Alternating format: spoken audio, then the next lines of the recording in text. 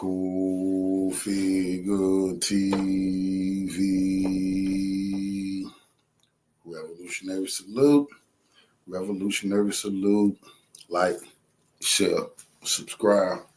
Welcome to the House of Revolution. You know I'm your humble host, the Yamina Revolution. And what the hell is the Greek freaks doing, crashing out at work over Kamala? But before we get into that, be sure to wipe your feet. That means hit the like button, like, share, subscribe, support the platform, y'all. Now, you know, revolution is a way of life. Revolution is for breakfast, lunch, and dinner. I got some revolutionary breakfast for y'all this morning. Kamala supporter for FEMA denies people in America who need help assistance because she's a Kamala supporter. A FEMA supervisor told their employees to skip houses with yard signs in support of President-elect Donald Trump following Hurricane Milton.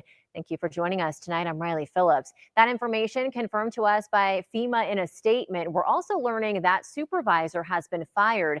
In the statement, FEMA Administrator Deanne Criswell said this went against the agency's core values and, quote, I want to be clear to all of my employees and the American people. This type of behavior and action will not be tolerated at FEMA, and we will hold people accountable if they violate these standards of conduct. The Office of Special Counsel is now investigating the matter. Meanwhile, Governor Ron DeSantis reacted to the news on social media, calling it targeted discrimination of Floridians who support Trump and the blatant weaponization of government by partisan activists. Also saying he directed the Florida Division of Emergency Management to investigate. And right now, we're on your side working to learn where in Florida houses were potentially skipped by FEMA employees.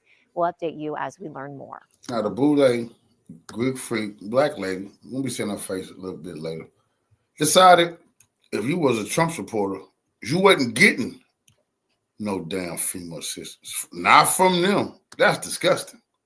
Huh. If you were a Trump supporter, denied, that's ridiculous. Now, this lady done ruined her career. She should be locked up all over her Democratic love. FEMA, the Federal Emergency Management Agency, says one of its employees advised her disaster relief team to avoid homes with signs supporting Donald Trump. It happened here in Florida after Hurricane Milton. Our Cassandra Garcia heard from FEMA today. I spoke with 10 neighbors in one Wellington community hit by a tornado that passed through Meadowood Drive. While many of them did not want to comment on camera, all of them were horrified that a FEMA employee would discriminate against someone's political beliefs. Owen Radke is one of hundreds affected by tornadoes from Hurricane Milton. The dictator Trump, he would take away our FEMA assistance in his fascist government, in his fascist kingdom. Well, that's what Joe Biden, the dictator, and his employees was doing. This is a drop in the bucket. We're going to find out that this black lady decided to be overzealous and denied people FEMA assistance if they had any ties to Trump. If they see any Trump signs, logos, if they see you wearing a Trump hat, you ain't getting no help. It was just like you're standing in front of a jet engine that just suddenly turned on. A couple $1,000s worth. I mean, some of the roof tiles and my enclosure in the back got torn down and stuff, but most of the damage was, as you can see, across the street. He's grateful the community showed up to help. The Red Cross was here. The sheriff was here like instantly. I mean, we had a lot of people here instantly. And I heard that FEMA came later. He was horrified to hear that in another part of Florida, FEMA says one of its employees advised her survivor assistance team not to go to homes with Trump signs in the wake of Hurricane Milton. We pressed FEMA to find out what happened and why. I was sent a statement from Administrator Deanne Criswell that reads in part, this is a clear violation of FEMA's core values and principles to help people regardless of their political affiliation. This was reprehensible. Radke had minor damage to his home, but couldn't help but wonder how he'd feel if he was passed over in a time of need. I mean, that would be awful. In a time of emergency, people need to come to the assistance, and that's what we pay the federal government for. I mean, that's their role. FEMA did not release the employee's name, but they did say she has been terminated, and they've referred the matter to the Office of Special Counsel. That's good. That's good. They should have. And I would like for them to follow up and see if the crews out on the road actually did what that one person recommended. FEMA added that this behavior will not be tolerated and they will hold people accountable if they violate their standards of conduct. Cassandra Garcia, WPTV News Channel 5. She might as well go and tell the truth. She's seen her liberal co-workers, the white women, doing it, and she just, got busted doing it. She didn't tell the truth. Who told you to do that? You know who told you to do that. And if you want to keep your pension, man, it's time for you to speak up because you ain't keeping that damn pension. You going to jail. You're going to need some money because you're going to need commissary where you going. Because I know that's a felony. But yeah, don't worry, y'all. We got her face. She couldn't hide from long once I got on the trail, man. We know she's a sorority sister of Kamala the scammer. And Hurricane Milton. And it's something that we all silently knew. I would hint at it in some of my videos, but I didn't want to dive too deep into it because I try to keep politics out of these videos as much as possible. Now, when you're talking about the response to certain disasters, it's hard not to get into politics, but I do try to stay as non-biased as possible. For example, when we had that chemical spill in East Palestine, Ohio, the governor of Ohio and a lot of the people that were overseeing that situation were Republicans. I criticized them 24/7. It doesn't matter to me, if you're a Republican or Democrat, if you do something wrong, I'm going to criticize you. If you handle a disaster wrong or something like that, I'm going to criticize you. So what we're seeing right now is something that I expected all along. It has now come out that FEMA officials on the ground during the hurricane recovery for Hurricane Milton and Hurricane Helene, these officials were telling people not to help Trump supporters. Now, we have one documented case of this in Florida, but I can tell you that this is the way of thinking for a lot of people that work at these government agencies. There's a reason why certain portions of North Carolina were getting more help than others. In areas where they knew that everyone was voting for Trump, they didn't go and help those people. And that's something that I was noticing, a lot of you all were noticing, but we were trying our best not to get too political about the situation. We were trying our best to just, keep an open mind about the situation. But that's what has been happening all along. Now, personally, I don't care. If the people who were affected by Hurricane Helene were 100% Kamala Harris voters, I would still be sitting here every day fighting for them to get help, fighting for their voice to be heard. Because when a disaster strikes, I'm not worried about how you vote. I'm looking at you as a human being. But unfortunately, a lot of people in this country don't look at people who support Donald Trump as human beings. And that's why a lot of these people have been neglected. Now, some of you can sit there and get upset by what I'm saying, but this is just all the facts. And it's something that I think we all knew, but now it's official. Now people are getting exposed. I want to dive into this article real quickly before I go any further, though. No, there you go. FEMA horrified after confirming workers directed to avoid homes with Trump signs in hurricane-ravaged Florida community. A federal emergency management agency supervisor told disaster relief workers in Florida to avoid homes with signs supporting President-elect Donald Trump, the agency confirmed on Friday. The FEMA official, Marnie Washington, conveyed her edict both verbally and in a Microsoft Teams chat used by relief workers. Imagine she the boss. She the big wig. She the head sorority sister in charge. And telling people under her, do not give any FEMA assistance. Do not help anybody with ties to Trump. That's crazy. Canvassing Lake Placid homes ravaged by Hurricane Milton last month. Avoid homes advertising Trump, Washington wrote in a best practices memo to employees.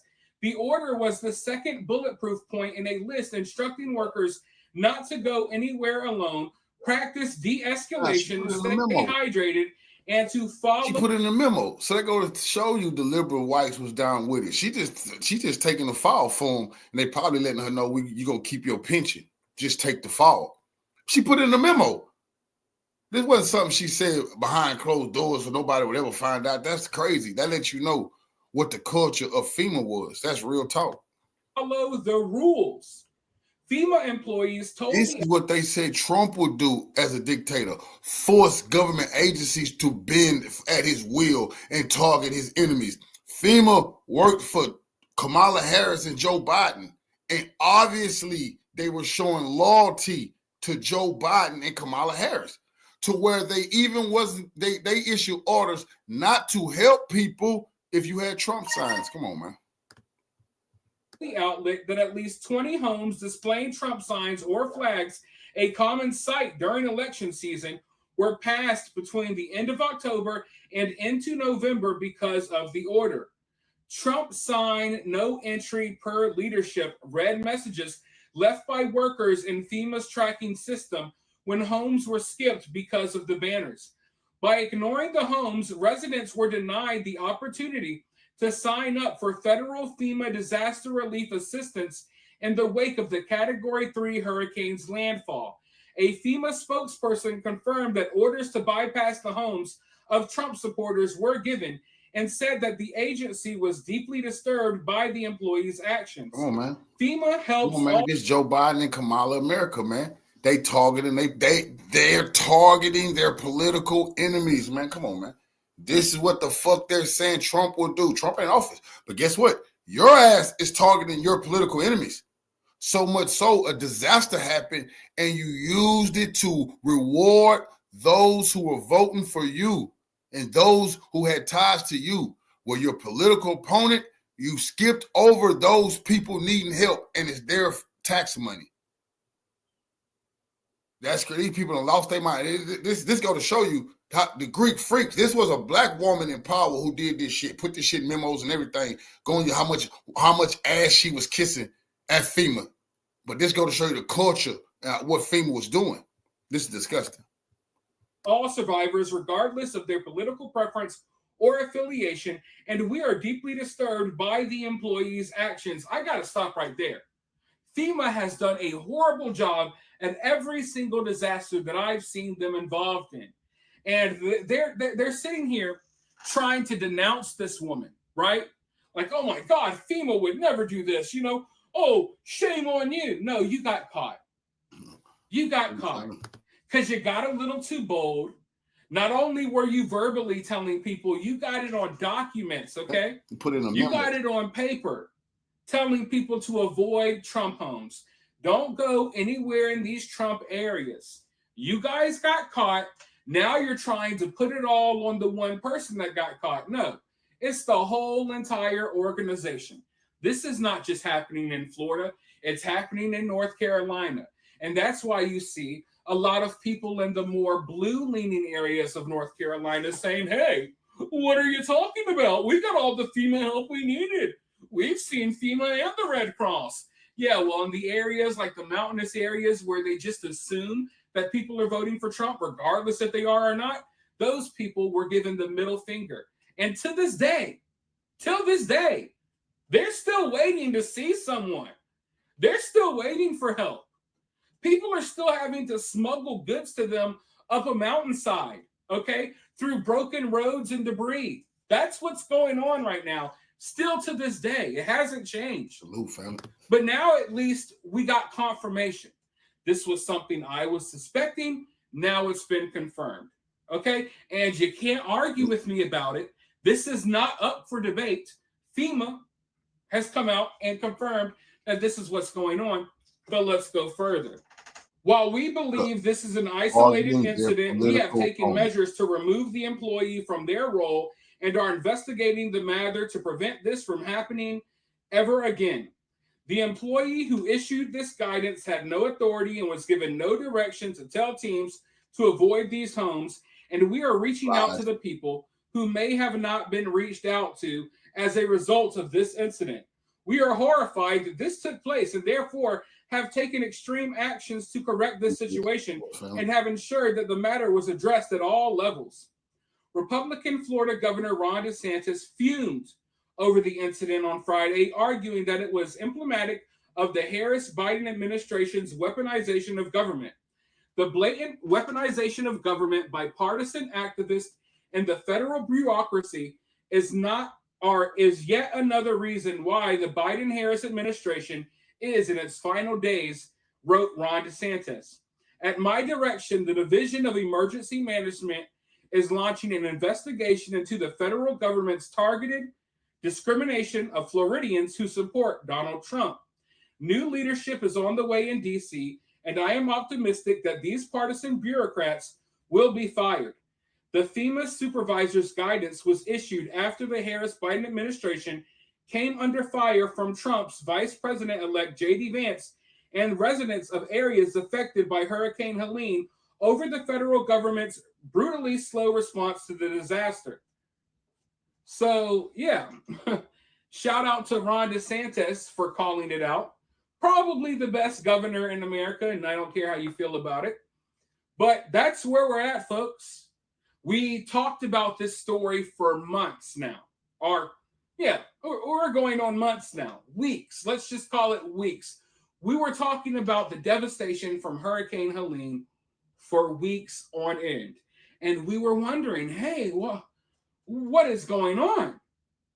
I understand that, FEMA always screws things up, but there was a reason why they were screwing up this bad this time. You know what I mean? Like, you were looking, and I was looking at certain areas like, why in the hell haven't they gone to rescue these people yet? Why are they blocking supplies? Why are they doing all of these things that don't make sense? Well, it makes sense now because they knew that, hey, maybe not each and every last individual, but the majority of these people in these areas are people that we hate because they hold different political views than us. So this is what Trump would do. We've been wondering, why did you block the supplies? Why are you leaving people stranded? Why this? Why that? Why that? Well, because they assumed that they were. If Trump was in power and somebody working for Trump, just whoever, some white guy working for FEMA had said, we're not sending anything to those areas that might vote for Obama. Woo! Morning, noon, and night. The Klan is back. Get to the fields, nigga. Pick cotton. Trump, he's Hitler. His FEMA director. This is the SS Waffen. They won't feed us. This is just like slavery. Come on, man. They would have been yelling it all day long. But up under Joe Biden, up under the scammer Kamala, their FEMA, in one of the worst disasters in a while, these last few storms that we had, if you had any Trump signs, anything, anywhere near your yard, your home, your car, you wasn't getting no help. Come on now. Fascism. They were Trump supporters. So it was screw them, fend for yourselves. We'll help a few people in the inner cities, and that's about it. Now, I find that downright disgusting. I hate that this is where our country has come because I'm not this type of person. As divided as our country is, I still don't harbor or hold any hatred in my heart for anyone solely because of their political views. Even if I think those political views are stupid, I understand that doesn't mean that. We already been seeing these loony ass women, what they've been saying. We gotta tase them or mace them if we see them in public acting crazy like this. But now, do doctors hold this in their heart? What if your doctor find out you voted for Trump? Will they misdiagnose you? This is serious business. Will something go wrong doing surgery? That individual is necessarily a bad person. And as I was explaining earlier, if the shoe was on the other foot, if Hurricane Helene hit or Hurricane X, Y, and Z or X, Y, or Z hit this area and this area was 100% Biden and Harris or Harris and Wall supporters, I would still be here every single day, multiple times a day for weeks, ensuring that they get their voices heard, doing what I can to try to get those people the help that they deserve. And I would not think for 1 second, oh, wait, they're probably voting for Harris. I'm not going to help them. I'm not going to make any videos talking about this. I wouldn't be that type of person. Now, unfortunately, you know, a lot of the other side of the country doesn't feel that. They don't feel that way. They're disgusting. But another video that we have to look at, because this is very disgusting.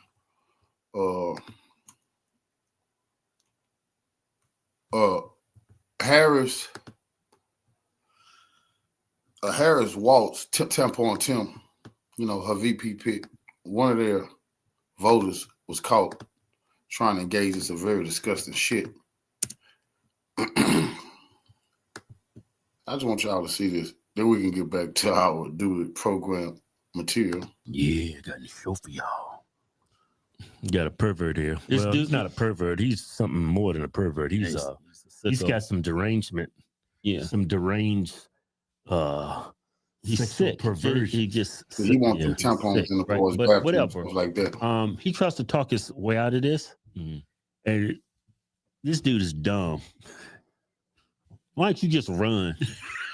Your natural instinct is to say run. No, he said, nope, I can beat this. Check this out. For who was you looking for in there? You, because you was lying to me about that kid. Yeah, you was starting that shit. Have a seat. Have a seat. We're not gonna have a conversation about it. You got a fresh shade on. Why you got a Dr. Seuss hat on? Because that was my question. Oh, yeah. Let's answer each other's questions. You're calling me Trey, baby. Yeah, I know, because I had already called the police. Oh, they should be showing up anytime now, then, right? Soon enough. All right. Well, let's have a conversation until they get here. I was trying to wonder why you trying to set people up. Calm down.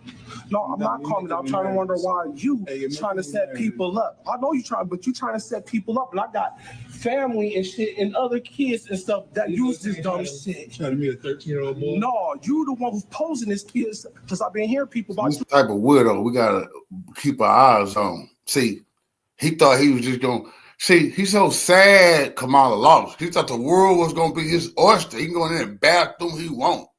He can stalk these kids. On your profile for the past 3 weeks. I'm in my mid-30s. Yeah, you the one who's talking that shit. Someone to warn me about you. My family and friends have been telling me about you. No, you ain't set me up. I come to meet you because you've been trying to set people up. I went in the bathroom because I wanted to make sure you wasn't hiding. This dude tried to set me up. He tried to pose like a 14-year-old trying to scare people in this neighborhood. He wants people come on. Hey, excuse me, everybody. Come on. This man right here. I know you've been running around here because people been telling me about you trying to set people up. I've been watching you. Cool. So why you show up? Well, I show up because I wanted to see you. I just want to let you know, like, you're really aggressive, man. The gaslighting was crazy. Yeah, he was gaslighting. I just need y'all to see, you know, that's a Tampon Tim and Kamala voter who got busted trying to meet an underage child, you know, at the goddamn restaurant. You know, that's their voters right there.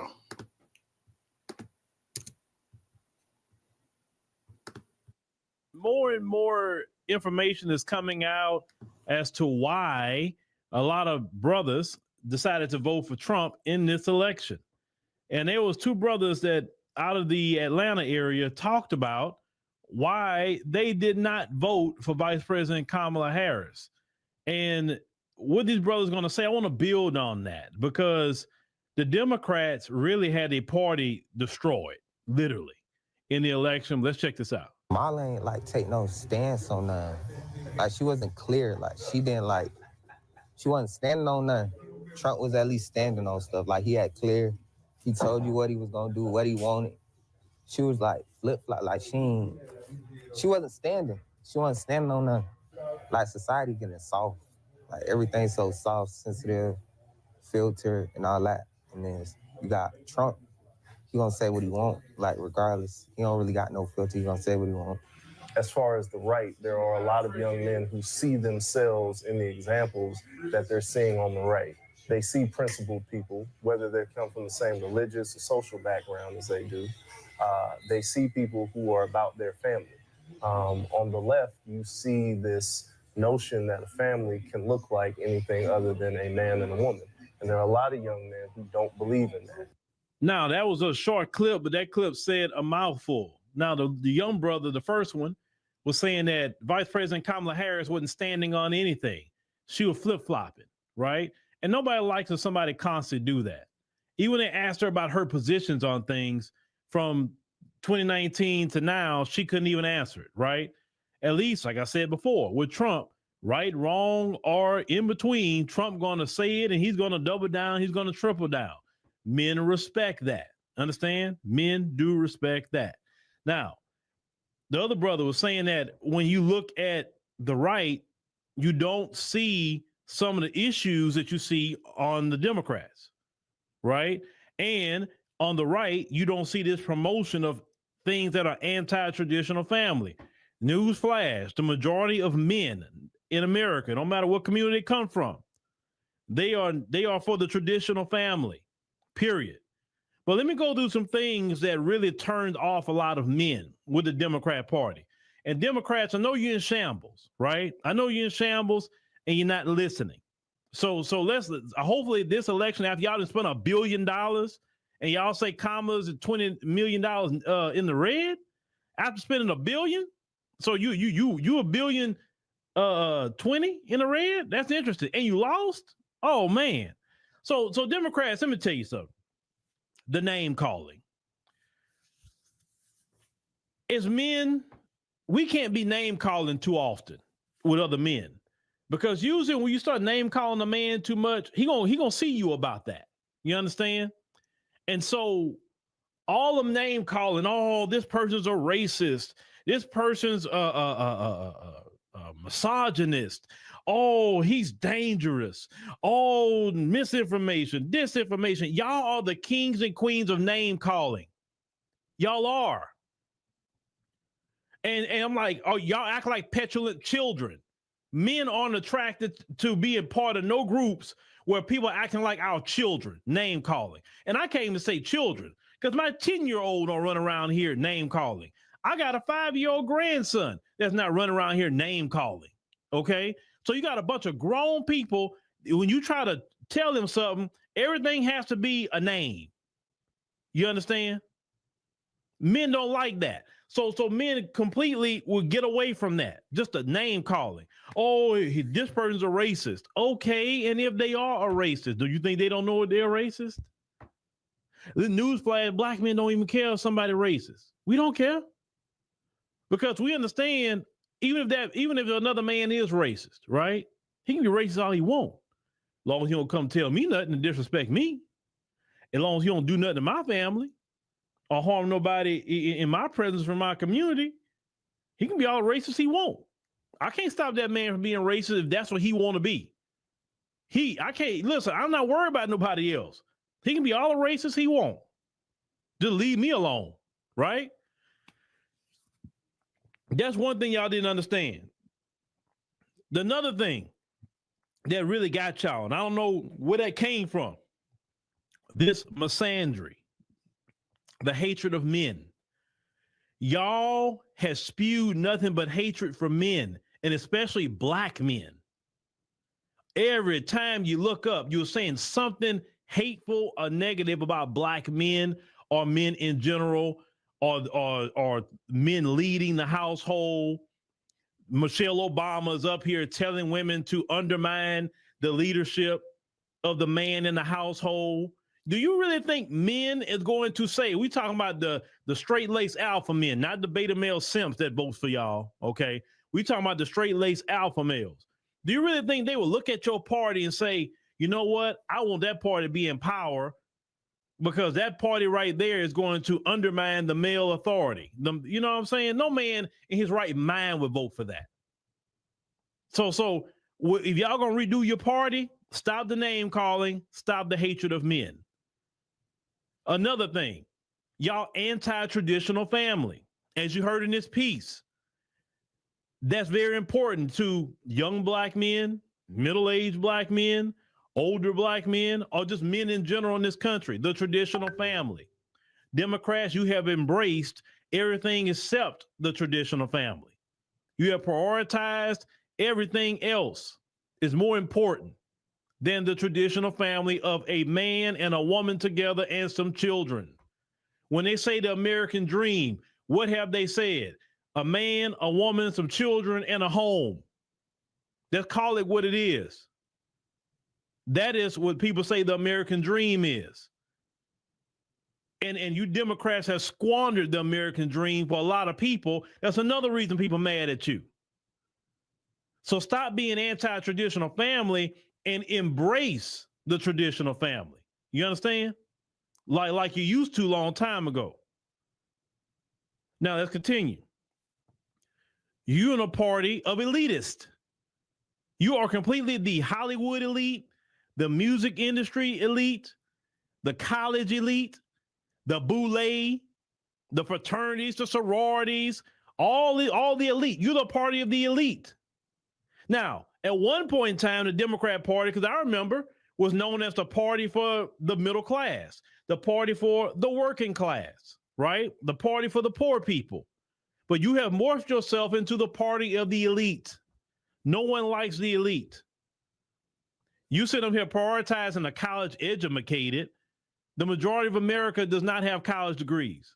And you don't need, and these same people with college degrees are crying and begging for student loan forgiveness because y'all squandered the economy so bad that these people with these degrees can't even get a job in these degrees. So they want y'all to forgive their loans. But look at people that didn't have a college degree, but they got a skilled trade. They got a certificate. Maybe they got something from their local community college where they didn't have to pay much to get, and they're making good money. You are the part of the elite. The elite isn't the friend of the everyday man. The elite isn't the friend of the working class man. It's not. And that's who y'all have become, the party of the elite, not the party of everybody. On top of that, you promote in our community not only the misandry, but you promote the woman being over the man.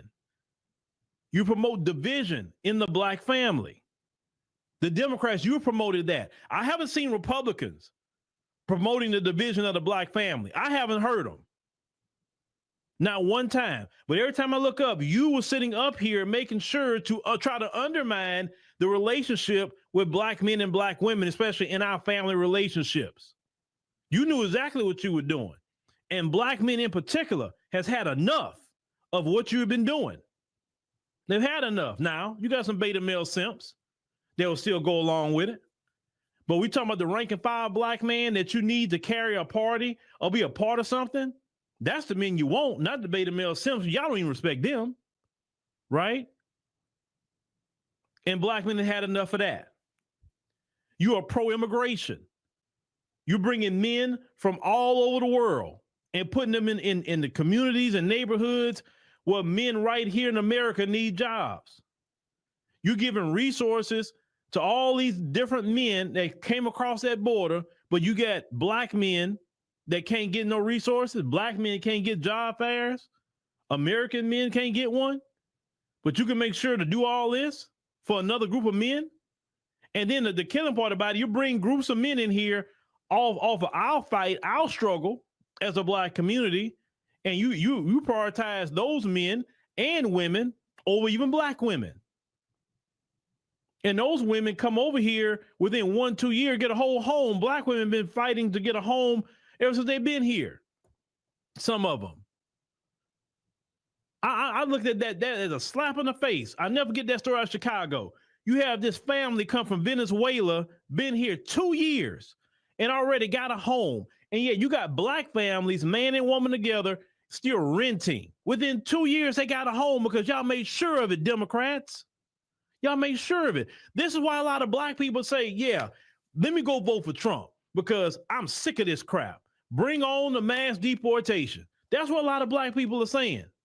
A lot of black people saying, man, you know what? What's that USA jobs.gov website? What that's at? I'm gonna apply for ICE. And black Americans need to apply for ICE. If ICE got some openings, apply. It's a job, it's a government job. Trump gonna need some people. Why not? You serving your country? Black people should be able to work in ICE. Yeah, they need to go. So yeah, a lot of black people voted for Trump for that reason. The economy is bad. Y'all not doing nothing about it, and you gonna dump all these people on top of black people? Because you're not going to drop them off at Martha's Vineyard. Because see, Ron DeSantis exposed them over there, right? Them liberals over there. Ron DeSantis flew them over there to Martha's Vineyard, and they called out the National Guard to go get those migrants out. But they're all pro-immigration, though. Pro-immigration until they put it in your neighborhood. Then you want to act like Trump. You want them out of your neighborhood, right? But you want to drop them off in the black communities, putting them in all over the place in the black communities. And then you're bringing in the worst of the worst on top of that. So yeah, a lot of black people voted for Trump because of immigration too. Then you warmonger. You have started, you left Afghanistan just crazy. It made that a calamity. You're paying for war in Ukraine. You're paying for war in Israel, Palestine. You're paying for all of that. Your administration, because you don't want the traditional family pushing all that, pushing LGBT on Ghana, pushing it on Uganda, just telling them if they make a law, y'all gonna kick them out of the trade. Like, huh? Why are you so worried about what somebody doing in a bedroom? Y'all Democrats, y'all run around here acting like perverts. Why are you so worried about what another person do with their genitals? And another thing, when they telling these African countries, if you ban same-sex marriage or transitioning kids, if they ban that, they'll kick them out of the American Trade Association and blah, blah, blah, blah, blah. They don't tell that to the Arab countries. They don't tell that to Saudi Arabia, to Qatar, to United Arab Emirates. They can't do it because they already banned it.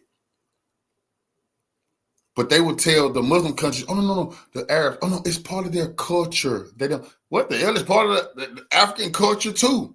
But it's ridiculous what America is trying to do. To tell you, that's the last thing you need to be worried about. Culture. Africans don't need to be thinking about, you don't need to be telling Africans what to do in their bedroom. They don't need you. Leave Africans alone. But instead of you saying, hey, let's be a good trading partner with the African people, let's do good with them, right? Oh, no. What are you Democrats gonna bring them? You bringing them, trying to almost sanction them because of LGBT, something that they're not even asking for. You understand?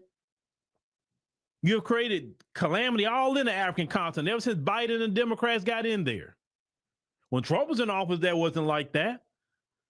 A lot of men see all, and let's call it what it is. On the right, what I'm seeing, they promote the traditional family. I don't see them promoting all these alternative lifestyles. I haven't seen them say, hey, go promote all the LGBT in Africa. I don't see them on the right, them hating men like y'all do in the Democrat Party. Like that's why a lot of young men say, yeah, let me go see these Republicans talking about. That's why. I'm telling you why. And if Democrats, you keep this up, it's going to be, you're going to continue to lose elections because men has had enough. That's what y'all don't understand. Men in this country has had enough.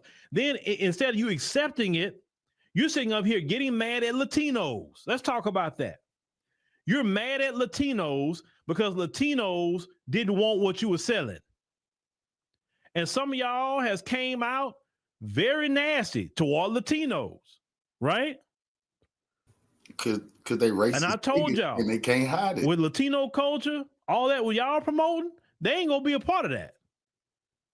That's why y'all lost so bad with Latinos. See, y'all don't have that sick hold on Latinos like you got on some of these black folks. And let's call it what it is. Y'all think y'all actually got a lot of black vote. You didn't. Because a lot of black people sat it out. A lot of black men and women sat it out. And the ones that voted, they still voted a little bit more for Trump this time than last time. But a lot of black Americans sat it out. They chilled. The couch won that election. The couch. You better believe that. So I hear all y'all trying to assess and this and that and the third. If you Democrats were really serious about assessing what you were doing, then you would talk to the people that you would talk to the right people. And I'm telling you right now, Democrats, all the people that you got in place right now, if you want to restart that party, you got to clear the board. You can't have Nancy Pelosi talking, Barack Obama talking, Michelle Obama talking, Kamala, Bakari Sellers, Van Jones, all them people, they know nothing. If you really want to restart your party, you got to clear the board and start from scratch. And I don't know if you guys can do that. I don't know.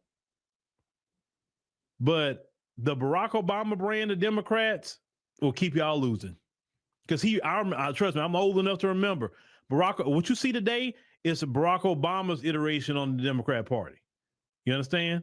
Just like the Republican Party right now, their iteration is Trump. Trump changed it. Barack Obama changed the Democrats. Well, I'm telling you, Obama has no political capital. His wife don't have it either. You keep bringing that brand to politics, they will lose. Barack Obama needs to stay off the campaign trail. When it comes to Democrats, he needs to stay in Martha's Vineyard. He needs to just do his thing. Leave people alone. Because nobody likes what he's selling. The worst thing he ever done was come out there and wag his finger at black men. The worst thing he could ever done. That kind of sealed it for him. That he has no capital with us. None. But when 2026 get here and you Democrats still on that, the Republicans going to go win some more midterms. 2028, and if Trump do great in his 4 years, I promise you still keep selling the same thing, it'll be President J.D. Vance. And you'll get him for 8 years. Y'all better listen. You better listen. Because a lot of men want status correction. You hear me? Men do not want their daughters, wives, auntie, grandma, sister, whoever, when they go into the bathroom, they don't want no grown man going into the bathroom with their family members. They don't want no man playing in women's sports. You hear me? Men are tired of that stuff. And men all over this country has had enough. And men want to see men be men. Like the young brother say, too soft. Yeah, all the name calling and all the all that mess. He's right. Men like to see manhood, masculinity. Some men really like Trump because he's exuding that. Y'all call him all kind of names. He fire right back off. He call your names right back. Trump talking about he want revenge and all that. He acting just like a man. I'm gonna get at you. Cause you're getting at me, I'm gonna get at you. Y'all ain't figured that out? That's why Trump popular too. I said that years ago, that a lot of men like Trump because of that reason too, on top of his success. Y'all threw everything at this man. Y'all even tried to take him out.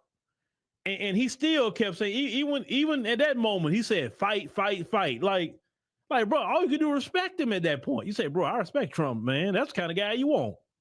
I said that when it happened. Y'all Democrats tried everything against that dude. And y'all the reason why he won. On top of your horrible messaging.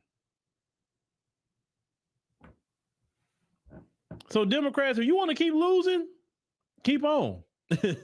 Keep on. And I'm here for it. I'm here to watch y'all squirm. Look, all that Jim Clock. Matter of fact, if you're going to redo that party, you need to focus on definitely Gen X, Millennial, and Gen Z. If you want to redo that party, that's the only people you better focus on. The Hollywood elite, keep them out. The music elite, keep them out. All them elites in California, no. Because they're going to turn people off. You think Gavin Newsom going to come out here and win an election? I promise you he won't. He won't win it because he's part of y'all Democrat elite too. Please, Gavin Newsom is the king of illegal immigration. His policies have ran black people out of California. Why would we want to vote for him? Y'all put him up if y'all want to in the primary. He ain't going to make it. But yeah, men are trying to status correct. And hey, men all over America, all you American men, you're doing a good job. Status correct this country because the women and the children will be thankful for us to do that. It's to status correct here in this country. Enough is enough. Enough is enough. They're having parades out here, grown men gyrating almost half naked in the doggone street, and nobody getting arrested. Oh no, look, men have seen this. Men say enough is enough. No, the targeting of our children, gyrating in front of our children. Like, well, what is that? No, fathers and husbands in this country, uncles, grandfathers. No. They men are saying is it got to be status corrected. And that's all that's about, period. And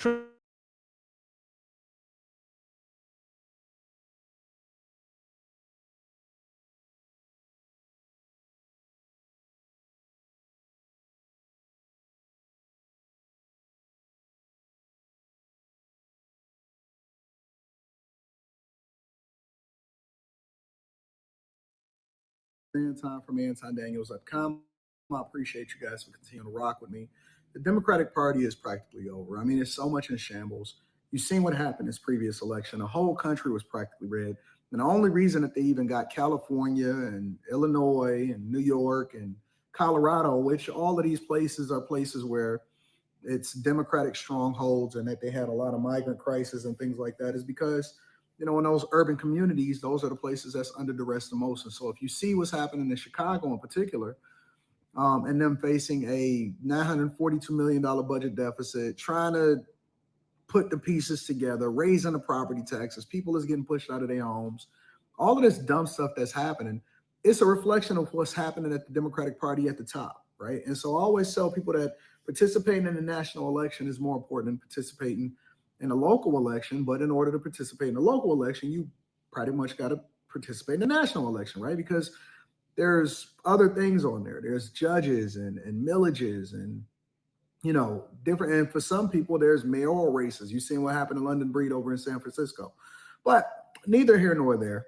After the election, I had to pull up on Fox News in order to have this conversation about why Black and voters of color, like they like to label you, don't resonate with what's going on with the Democratic Party or what happened in the national election from Kamala Harris's perspective. Joining me now is Abraham Enriquez, founder and president of Bienvenido US, and Anton Daniels, a YouTuber, content creator. Abraham, let's start with you. The comments about Latino men were beyond outlandish. What was it about the Democrats that Latino men didn't like? Look, Laura, on Tuesday, 46% of Hispanics went to the polls and voted for protection of the American dream, economic stability, and safety and security. And then we woke up to CNN and MSNBC telling us that we are racist and sexist. I believe that President Trump gaining 46% of the vote, of the Hispanic vote, making him the Republican presidential candidate with the most Hispanic support in history, it's not going to be a surprise anymore. It's going to be the new normal coming to the midterms, because every single attack that mainstream media is giving on Hispanics are like the best ads that we can run during the midterm elections. But look, I think when Kamala Harris did her entire campaign on how President Trump is a threat to democracy, but then realizing that she herself just skipped democracy by skipping a primary and being coordinated the candidate for a party, made a lot of Hispanics who understand the dangers of socialism and communism and how parties in Cuba and Venezuela function that way, realize they need to tilt over to the Republican Party. No, and of course, remember what they were saying during the campaign. Watch. I would actually like to put this narrative to bed, maybe forever. One place there's not going to be realignment, Black men. You are not seeing shifts among Black men. Please stop saying Black men. The only area supporting Trump. Yeah. Well, that's what the message. They're not going to vote. They downplayed all of the polls that were showing this shift, and they basically said that was all made up. But they believe the Des Moines Register poll. Anton. It's incredible. Turns out that we cared less about Meg Thee Stallion, Beyonce, and even Usher. And we actually cared about economic stability, wage growth, and then securing the security of our families by making sure that we get out of these proxy wars. Listen, they were so tone deaf. They were so off. We don't care about tampons in boys' bathrooms. And we surely don't care about voting for reproductive rights over the security of our family. And I think that Democrats completely missed the mark by sending Obama out there to disrespect us as a final ploy to get us to the polls and vote for Kamala Harris. And we don't care about Obama or Michelle Obama telling us what to do. We can think for ourselves. And Abraham, I think this border issue was also terribly misplayed by the Democrats, not just substantively with keeping the border open, allowing millions of people in, but thinking that somehow Hispanics would think this was all great. And that Republicans wanting to enforce the border was going to drive away Hispanic voters. They've been thinking this for like 20 years, by the way. I've been dealing with this issue for longer than that with the Republican Party. No, you're right, Laura. And you look at Starr County in deep South Texas, Cameron County, and Hidalgo County, 3 counties that are over 97% Hispanic populated and had been under Democrat control for 120 years. And President Trump won every single one of those counties. And they're border districts, right? And I think that when you see how the Democrats turned a blind eye to the crisis at the border, these are our resources. These are our Border Patrol agents that are constantly being disrespected by this administration. Well, then it's really no surprise that, South Texas came out and became ruby red for President Trump this election cycle. Well, and one stop that the Democrats made frequently, various Democrats, during this campaign, Anton, was to the podcast of Charlemagne the God. It's very popular. And he kind of jumped right onto the Kamala bandwagon and bought into a lot of the narrative. But now he's kind of singing a different tune. Watch. Don't y'all find it strange that now that he's won, they're not calling him a threat to democracy? They're not calling him a fascist? I would think that, if you really believe that, then somebody's speech would be about how America effed up and how things are about to be really bad. It just makes you wonder how much of it did they really believe, or how much of it was just politics. Anton, when I heard that, I thought, okay, that's nice. But he knew it was, just garbage, right? He knew that Trump wasn't a threat to democracy. So, I mean, I'm not really buying into his, it's not even a mea culpa, but his critique at this point. I don't either. Honestly, if you really ask me if I had to put $100 on it or my life on it, I would say that Charlemagne probably voted for Trump, because at every turn during this election, even though they seem to be friends, and I seen when he actually came to Detroit and they did this radiothon in order to try to get people to engage to vote for, every question that he talked about and everything that he said afterwards actually aligned with Trump. And so the ideals and everything that he stands for, including what represents for us as African Americans in this country, actually align with Trump. And so it seems as though he's really a plant for the Democratic Party versus actually believing in whatever the rhetoric was that they were spilling towards Black people. So that's what happened. And so those are my thoughts, right? And I think that the other guy actually had some great points also. But if you even pay attention to what was going on with Barack Obama and Michelle Obama and all of these celebrities, we don't care about celebrities. We don't care what they think. They are so far removed and out of touch. And as a matter of fact, I don't even think the celebrities care about what's happening at the Democratic level, because they actually just paid plants. When you look at the fact that they are in the hole after raising billions, who gave them billions of dollars? That's what I'm trying to understand. Is feminism so far ingrained into these women's minds? And I'm going to do a whole nother video, because in the morning, and then we got the Millionaire Morning Show and things like that. I've got sent so many videos of women now in protest, shaving their head, looking stupid, walking around in the streets in protest of the election. Well, it's dumb, because you're the only person that suffered from it and nobody cares.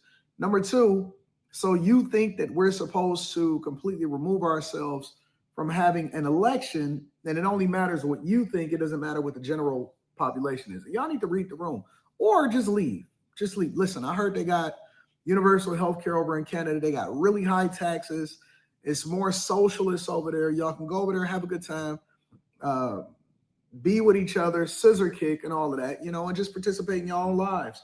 But here over in America, and I'm very thankful that in my lifetime, it just hasn't gone so far left to where people are really going for men using women's bathrooms and beating them up in sports. And we had to save y'all from yourselves, because y'all didn't even know any better. So yeah, those are my thoughts on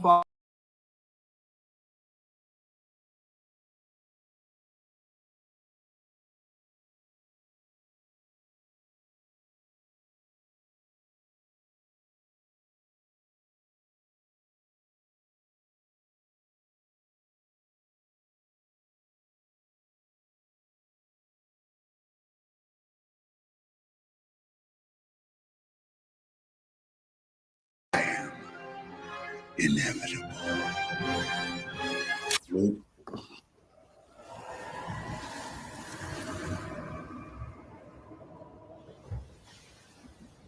He did it. What's up, guys? Boy Ben. A former Fox and NBC News host, Megyn Kelly, went from being one of Donald Trump's biggest critics, remember Donald Trump, only Rosie O'Donnell, right? A legendary moment. We can thank Megyn Kelly for that, actually. To delivering the closing argument for Donald Trump in his second to last rally. It's an amazing arc for Megyn Kelly. And she has an incredibly popular show where she's gone viral for destroying these celebrities who have humiliated and disgraced themselves in the past year, endorsing Kamala Harris to this result. Here's your result, ladies and gentlemen. This is it. Look at this. So every celebrity on earth endorsed Camilla, and this is what you got for it. Really amazing stuff. I like, really so much power for George Clooney and Oprah and Taylor Swift. Donald Trump winning all 7 swing states, winning 5 million more votes in the popular vote, winning 312 electoral votes officially and called last night. Arizona now official. The celebrities inserted themselves in 2024 and really made a disaster of it. Would Joe Biden have even dropped out without this George Clooney op-ed? This was a huge moment. Really, you must say this is one of the biggest moments of the election. George Clooney, I love Joe Biden. We need a new nominee. This is why Joe Biden dropped out. Would Joe Biden have done better than Kamala Harris? I have no idea. We may never know. But we know that Kamala Harris was a freaking disaster.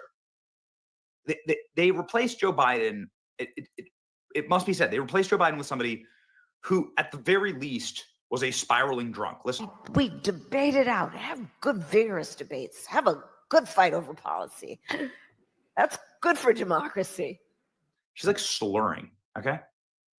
She's slurring. Look at these are the first photos of Kamala Harris after the landslide loss, in greasy sweatpants, with a top knot, and with a massive glass of wine, going about exactly how you'd expect. Kamala Harris slugs wine after she loses election. George Clooney saying that he's quitting politics.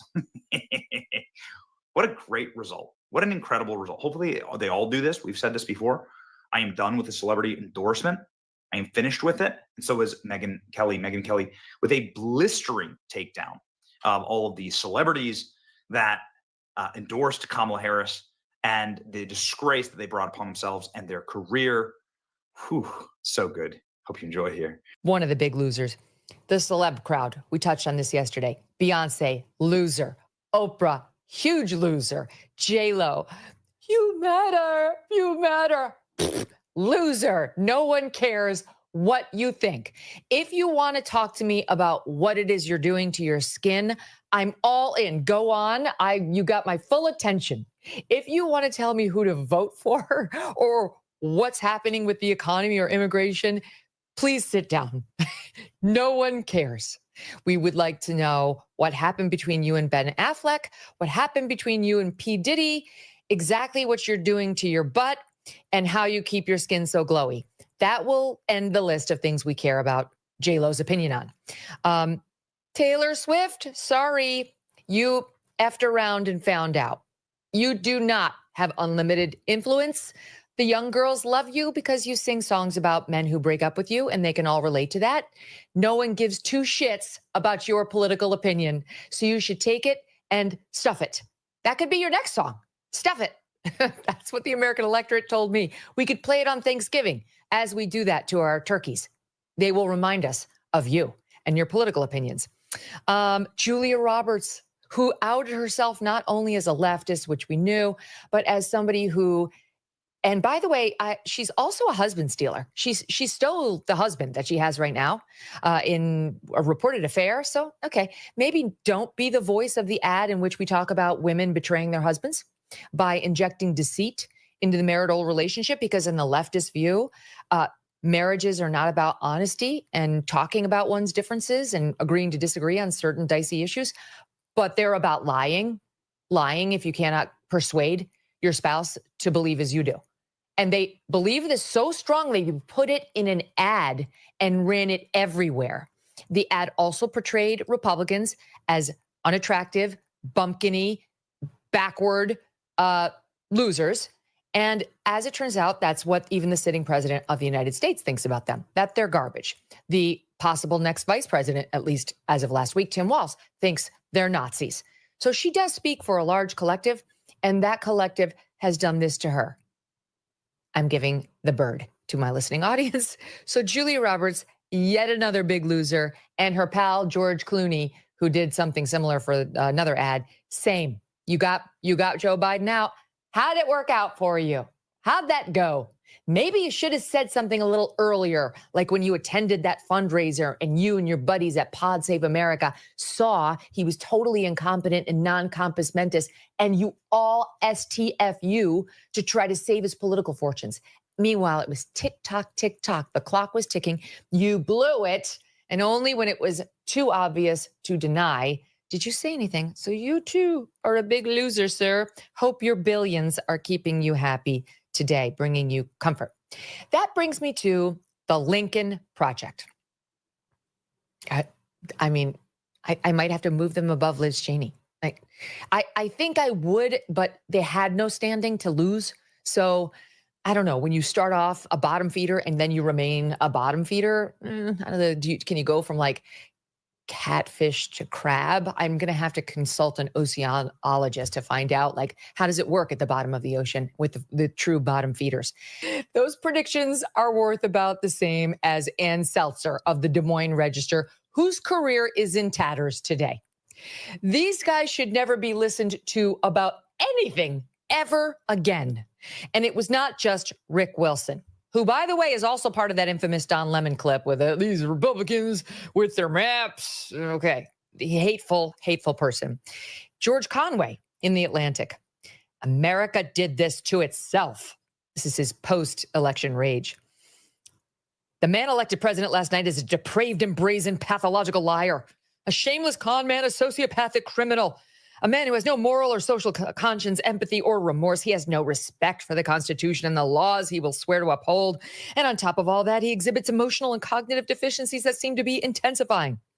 He says, my own hope and belief about what would transpire last night was sadly and profoundly wrong. Like many, I have the emotional and intellectual flaw, if that's what it is, of assuming that people are wiser and more decent than they actually turn out to be.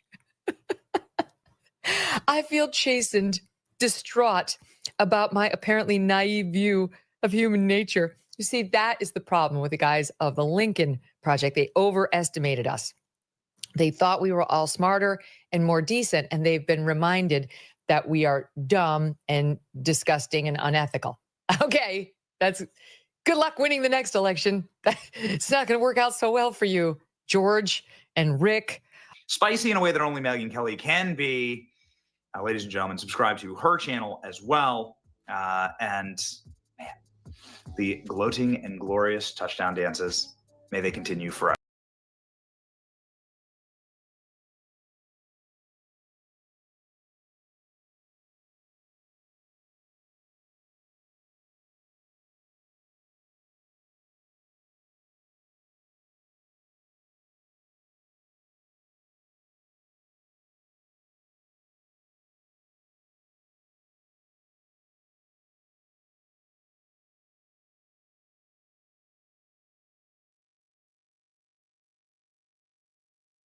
We're not as strong. And you know, the public already thinks that she's weak or not as strong as Joe Biden and Trump.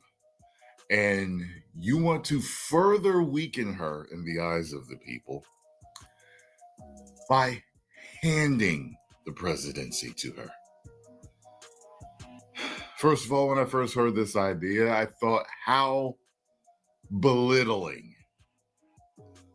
What is this, a consolation prize? A participation trophy? I mean, this is patronizing. There you go, Indian lady. Wait. I forgot. She's Negro. There you go, Negro. We gave you one. Go on out there. Be happy, Negro. Frolic in your happiness. What the hell is this? Why? Why would they be putting this idea out there? Is there some dirty, underhanded idea under this to do this? I'm going to take a look at this. Because this is the video that is trending, that is getting under people's skin. Is looking for. That is my question. I'll start with you.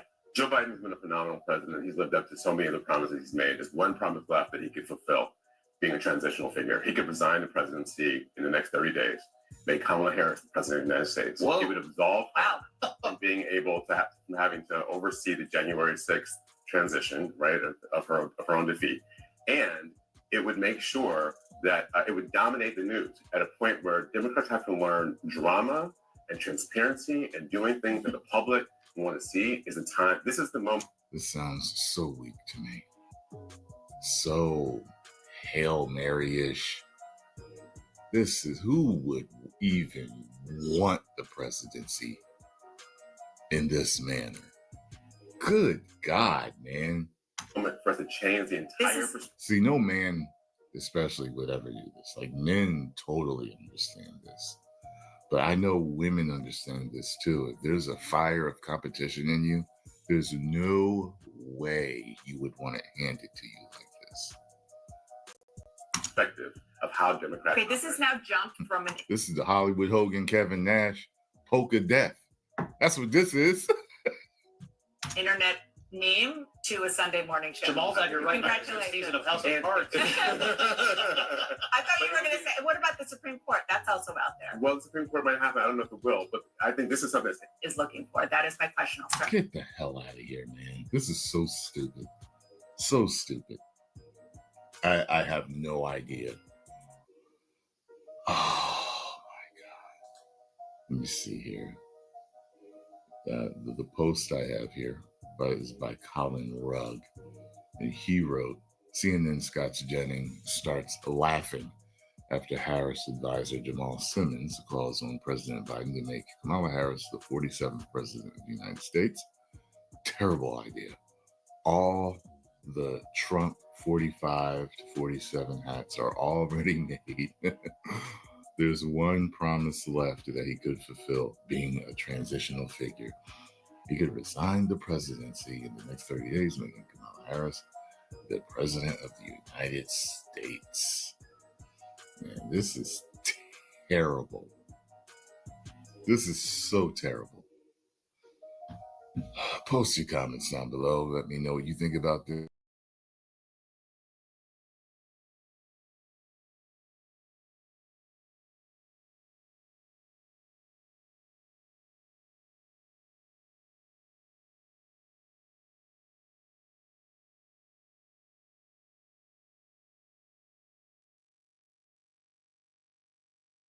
Next on deck with Tim Black. Not but I am, but it's okay.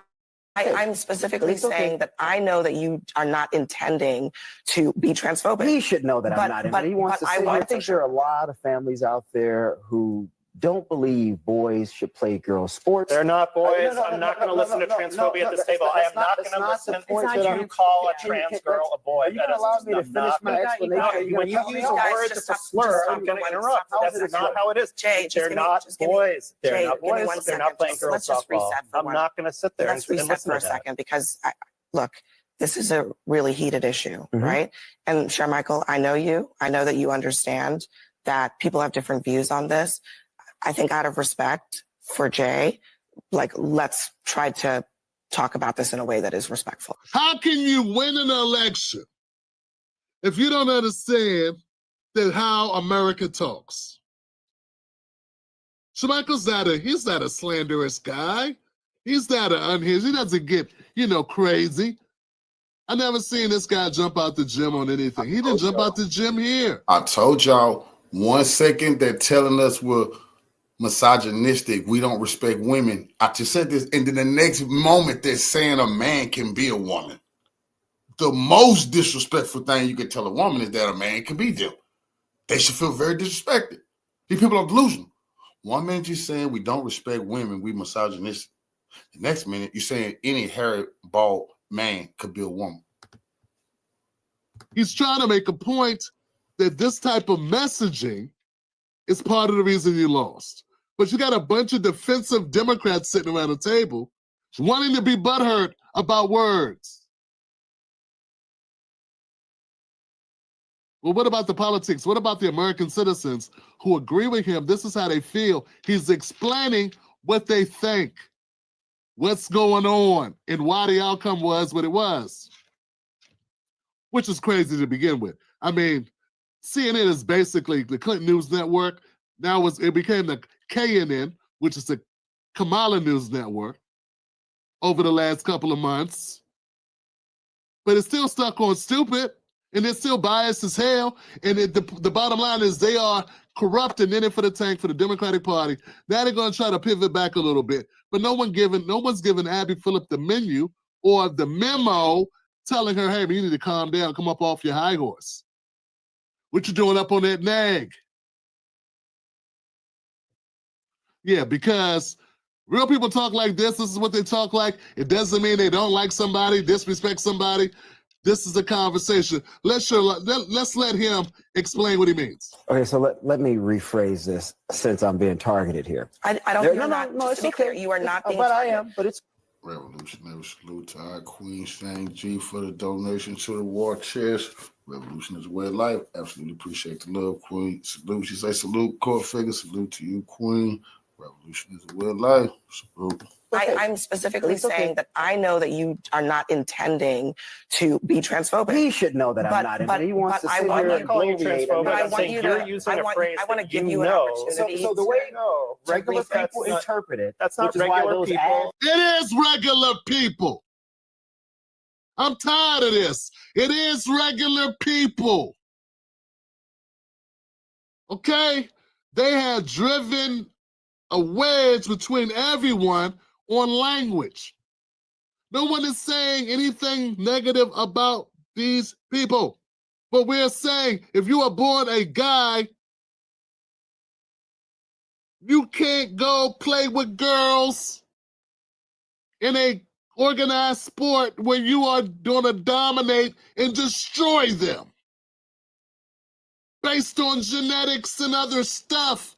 It's crazy. And if you say it's only a couple people, then why are we changing everything for it? Okay? Okay. I said this before. People got upset. Hey, family. Maybe you ain't supposed to play sports. Either get a new sports league, either we create more sports leagues, or maybe you don't get to play sports. I don't get to use Afro Sheen. I miss Afro Sheen. You know, I miss going to the barbershop. Haven't been able to go to the barbershop in 20 years. It's not my fault. I didn't know. Pattern baldness ran in my family. Had no idea that last cut would be my last cut. But I had to adapt. You got to adapt. Maybe there's some things you don't get to do if you transition. You don't get to keep playing basketball or soccer or boxing. And you don't get to go take up boxing to knock biological born women the hell out because you still got man strength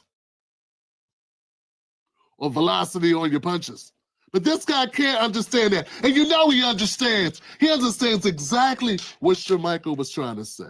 He gets it. It's not like he doesn't get it, but he wants to get a petty point. He wants to win a petty point at our expense, at his expense. What a joke.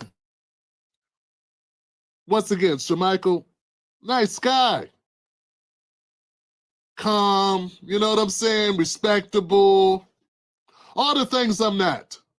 Because I'd have let his ass have it. Because you know what I mean, Goofy. You know exactly what I mean. If you used to have you can't mess with the chicks in the sports, Goofy. That's what we mean. Do you have any daughters? Would you like some? Well, you know what? Check it out. But so if we can't have a conversation, if you're going to jump to you're offending people, it's so bad. It got so bad. It's why I stopped messing with the lefties. I stopped because they couldn't. They denied understanding me. They knew what I meant. They knew what I meant. They knew exactly what I meant, but they used it against me anyway because they wanted to try to destroy me. That's what they're trying to do to Shermichael here. That's why he's saying I'm being targeted. And Abby's being a punk ass. She ain't gonna stand up. And that's why you get to lose, because America's not there. And America never was. Your bubble was. And now that America's decided, hey, we're not gonna take this shit, you get to take the L. This guy still will not respect that this is a conversation based on good faith. He's not even Steve Doocying you, man. He's just talking. You know, he's not pulling Geraldo Rivera bullshit on you. He's not trying to do a Bill O'Reilly on your ass. He's just trying to explain a point. There are people that are unscrupulous that do this type of thing. That's not regular people. There's no consensus that these are actually boys. This whole thing about trans girls is a canard. We're talking about a tiny, tiny sliver of the population. That may be the and case, we're using that my point in to terms take of away its healthcare from effectiveness. thousands of people. Hold on, just get to your point. My point in terms of its effectiveness. Regular people with children look at these things and they say, you know what? This is a bit too far. I do not agree with this. I don't like this. I think Democrats are going way too much to the left on social issues. They're uncomfortable with it. A lot of people believe that. A lot of families believe that. You may disagree with that reality, but that's why Republicans kept running those ads over and over and over again, because they saw the metrics suggested And that they were lying working. in those ads over and over again and using rhetoric like you just used, saying this is boys playing girls sports. First of all, we're talking about 5 people in the entire country. You would prefer? We're talking about trans girls being allowed to play with the people who are in their gender. And if you don't believe, you don't have to listen to me, listen to the American Medical. Jay is an asshole. Jay, you're an asshole. Playing with words. Next segment. Look at Shermichael. Shermichael's not like, I'm saying it for you, Shermichael. I'm going to be your, what's the guy? Was he Obama's voice, inner voice?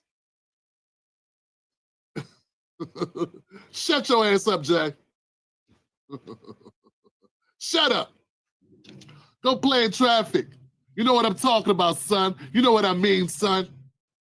You know what I mean? And that's why I was so effective. I'm explaining to you the effectiveness of the argument, because that means you're delusional. And because that means that Democrats didn't want to operate within reality of where we are in America.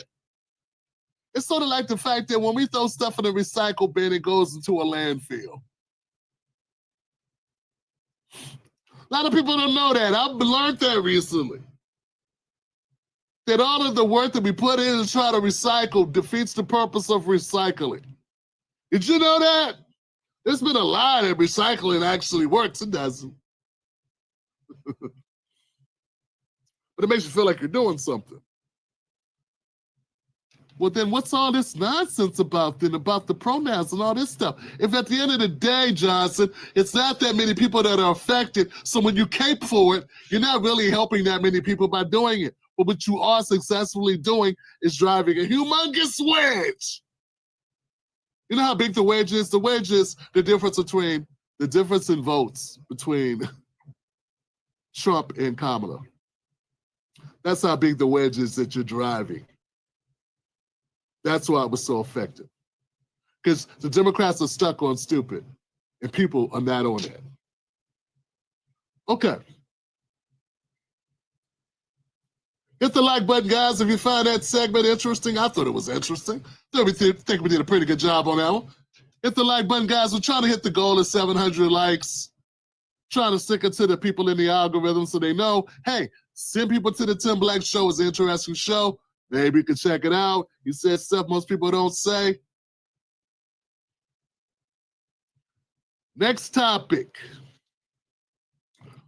Well, same topic, next video.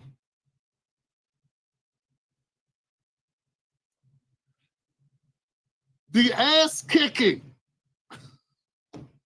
That's a great way to start it. Hold on, guys. The ass kicking delivered to the Democrats from Donald Trump was so, it was amazing.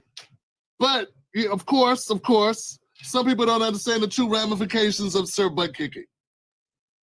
Now, I remember back in the day when Mike Tyson would have an amazing fight.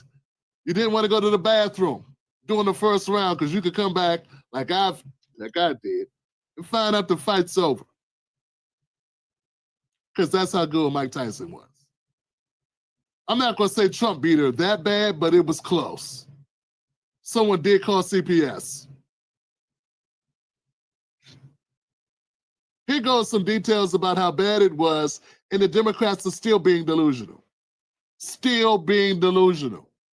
People in the entire country we're talking about trans girls being allowed to play with the people who are in their gender. And if we comeback victory unlike anything we have ever seen in American history. Just take a look at the final results. With Arizona now projected for Trump, he locks in a sweeping victory in every single battleground state. And Trump did more than that. He made big gains with young voters and with Latinos, doing better among Hispanic voters than any Republican presidential candidate since the first exit polls were conducted in 1976. He even did better among women than when he ran against Joe Biden. Overnight, CBS projected Donald Trump the winner in Arizona, giving him a complete electoral vote sweep of the 7 battleground states. With a final tally of 312 electoral votes, Republicans scored their biggest White House win in 36 years. And you would think after all of that, you want to sit down, you want to take some time and figure it out. What they're doing, it's almost like a gut reaction, like a reflex. Snake, bow. They're walking in the trees. They're walking in the trees and they're doing a lot of deflecting because they don't want to believe it's true. They don't want to accept reality. But this is reality.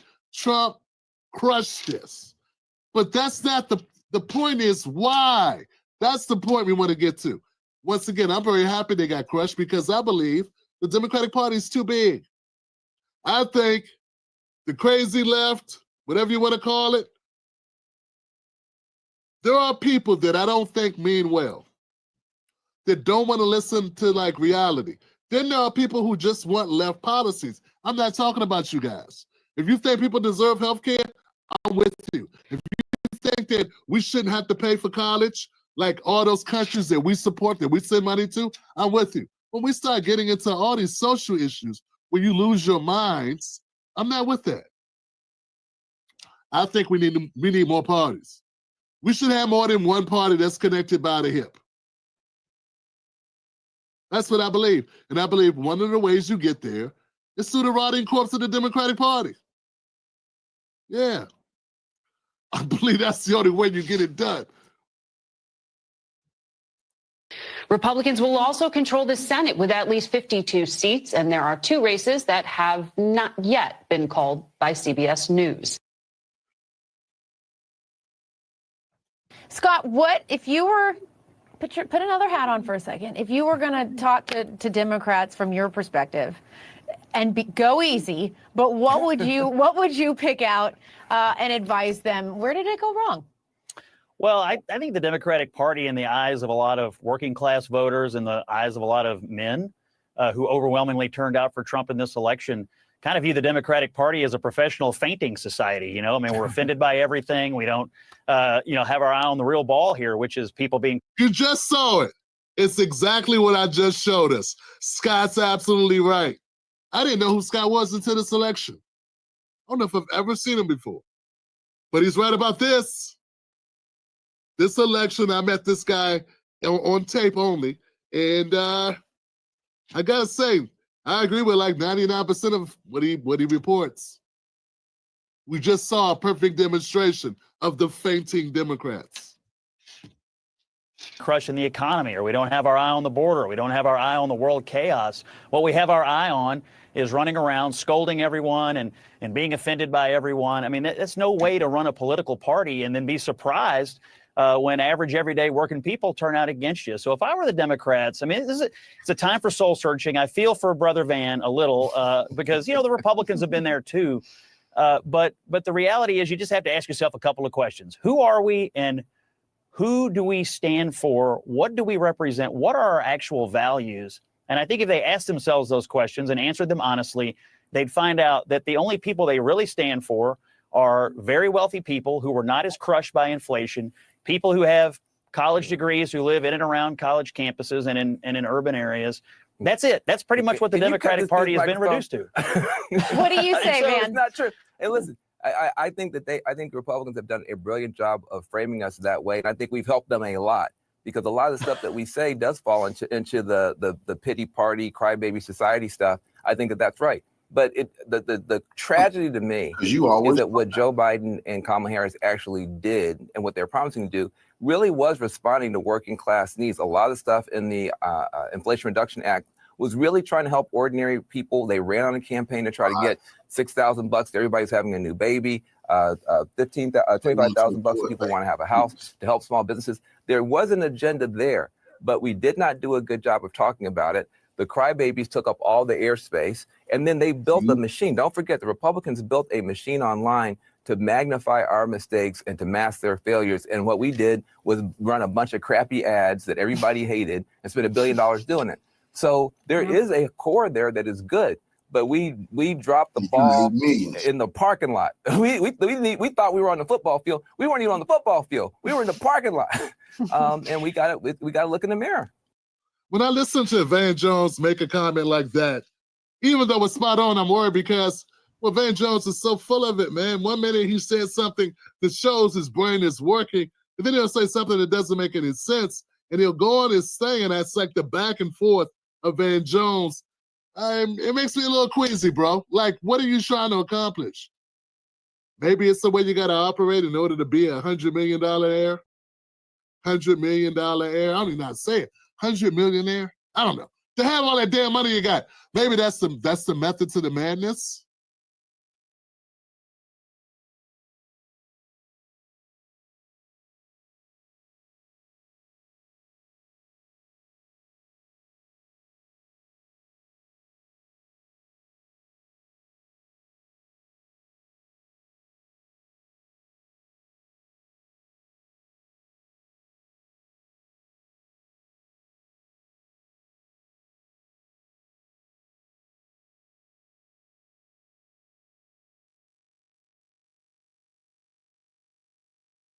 What do you make of the demographics here? I mean, Trump got 1 out of every 3 voters of color. No. Yeah. 1 out of 33%. No. Really? Yeah. When you say color, you mean like black, brown, everything. Oh, well, I think that, people have different issues that they care about. And I think that there's nobody out there that's a single issue voter. I think some of this is a backlash to race and gender and identity politics. But man, most people, they just care about keeping food on their table and keeping a roof over their head. And I think sometimes people forget about that. I think that they forget about, the working class. And for whatever reason, Donald Trump speaks to the grievances of the working class in a real way. And I keep telling folks, people will forget what you did. They'll forget what you said, but they'll never forget how you made them feel. And when you go back to 2020, even though it was a pandemic and it was COVID, people don't care. All they know is they got stimulus checks with his name on it, and that's what they remember. And so people think about that. When you have conversations with folks, they be like, yo, I remember how 2020 felt. And they think that they're going to feel that, in this next term. Yeah, I mean, how do you explain? I mean, he obviously swept the battleground states. He drove up, turnout around the country in Republican areas, but he did much better than he had done before in places like Chicago, Brooklyn, Queens. After careful consideration throughout this whole election, I've decided to opt out, decided to exercise my white woman rights and opt out. I am not going to any longer have a voice. I don't need to speak. All I need to do is eat. I'm exercising my right to not show up, not speak out, because you know what? Why do I have to? Why do I have to? Bitch, I'm exhausted. I'm tired. I don't care anymore. I'm from a level of being despondent and disheartened to just outright rage. It's just like outright disgust. This is the course we want to go, totally fine. But don't ding my buzzer. When the hurricane comes, when the flood comes, whatever happens. Hey girl, stew in it. This is what you wanted, Diva. When the cost of the lashes that you buy from overseas, and when the tariffs hit, and all of those import costs shoot the price up, and inflation starts to really, and inflation really starts to fuck you up the way it's going to fuck you up. Hey, girl. Boy.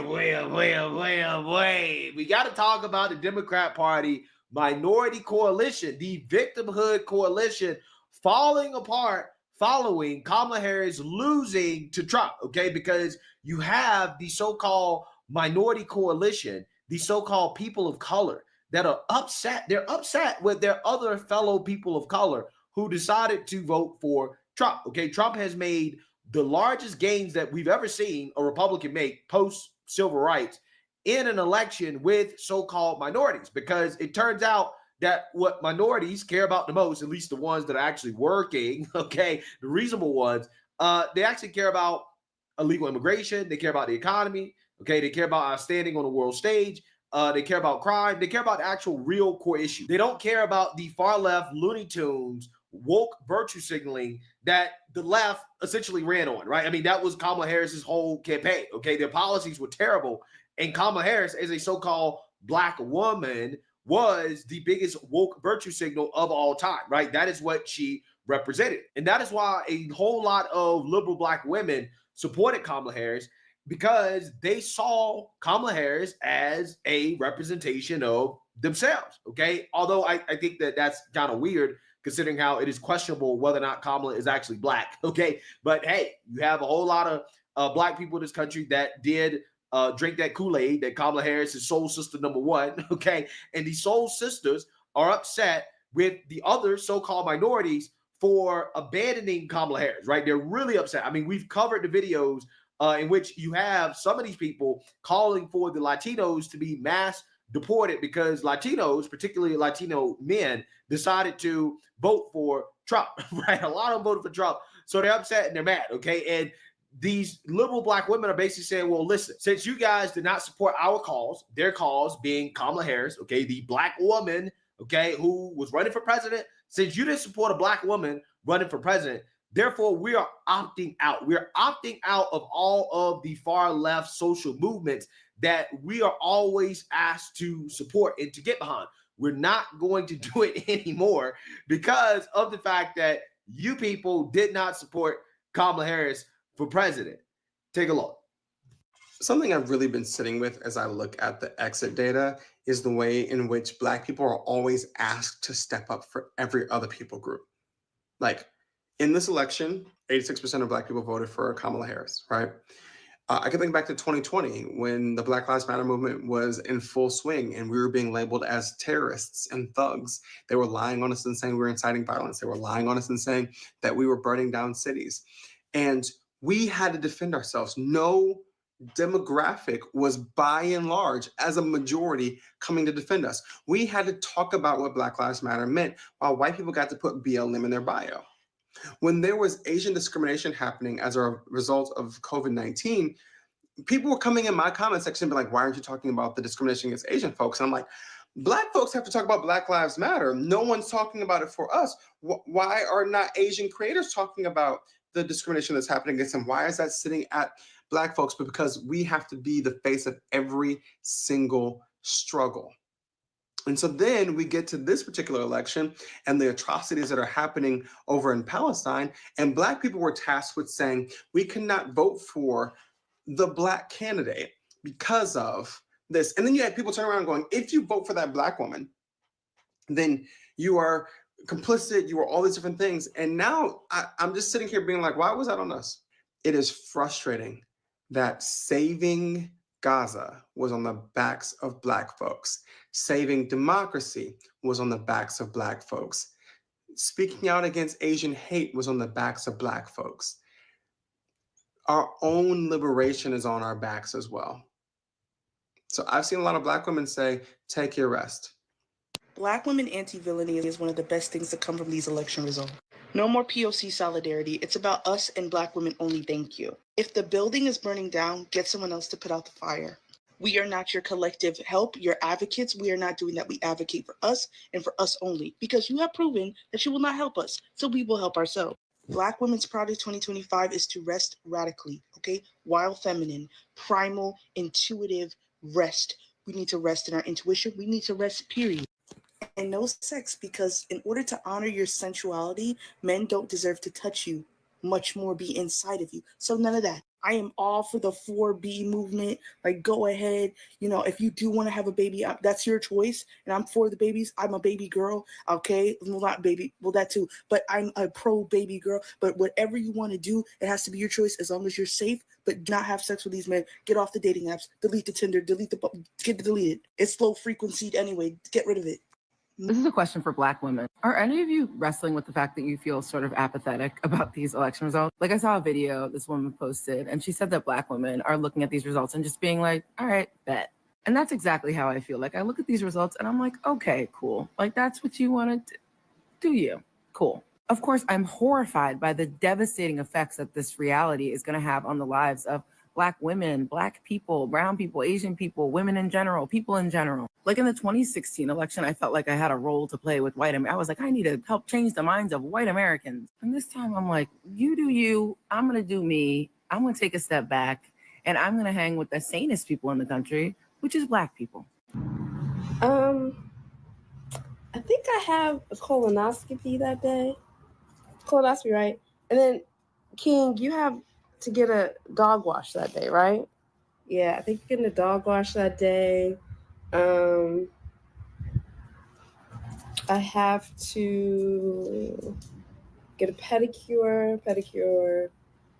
Oh, my podcast. I got to record my podcast 3 days before that. My podcast. Watch my husband cook dinner. And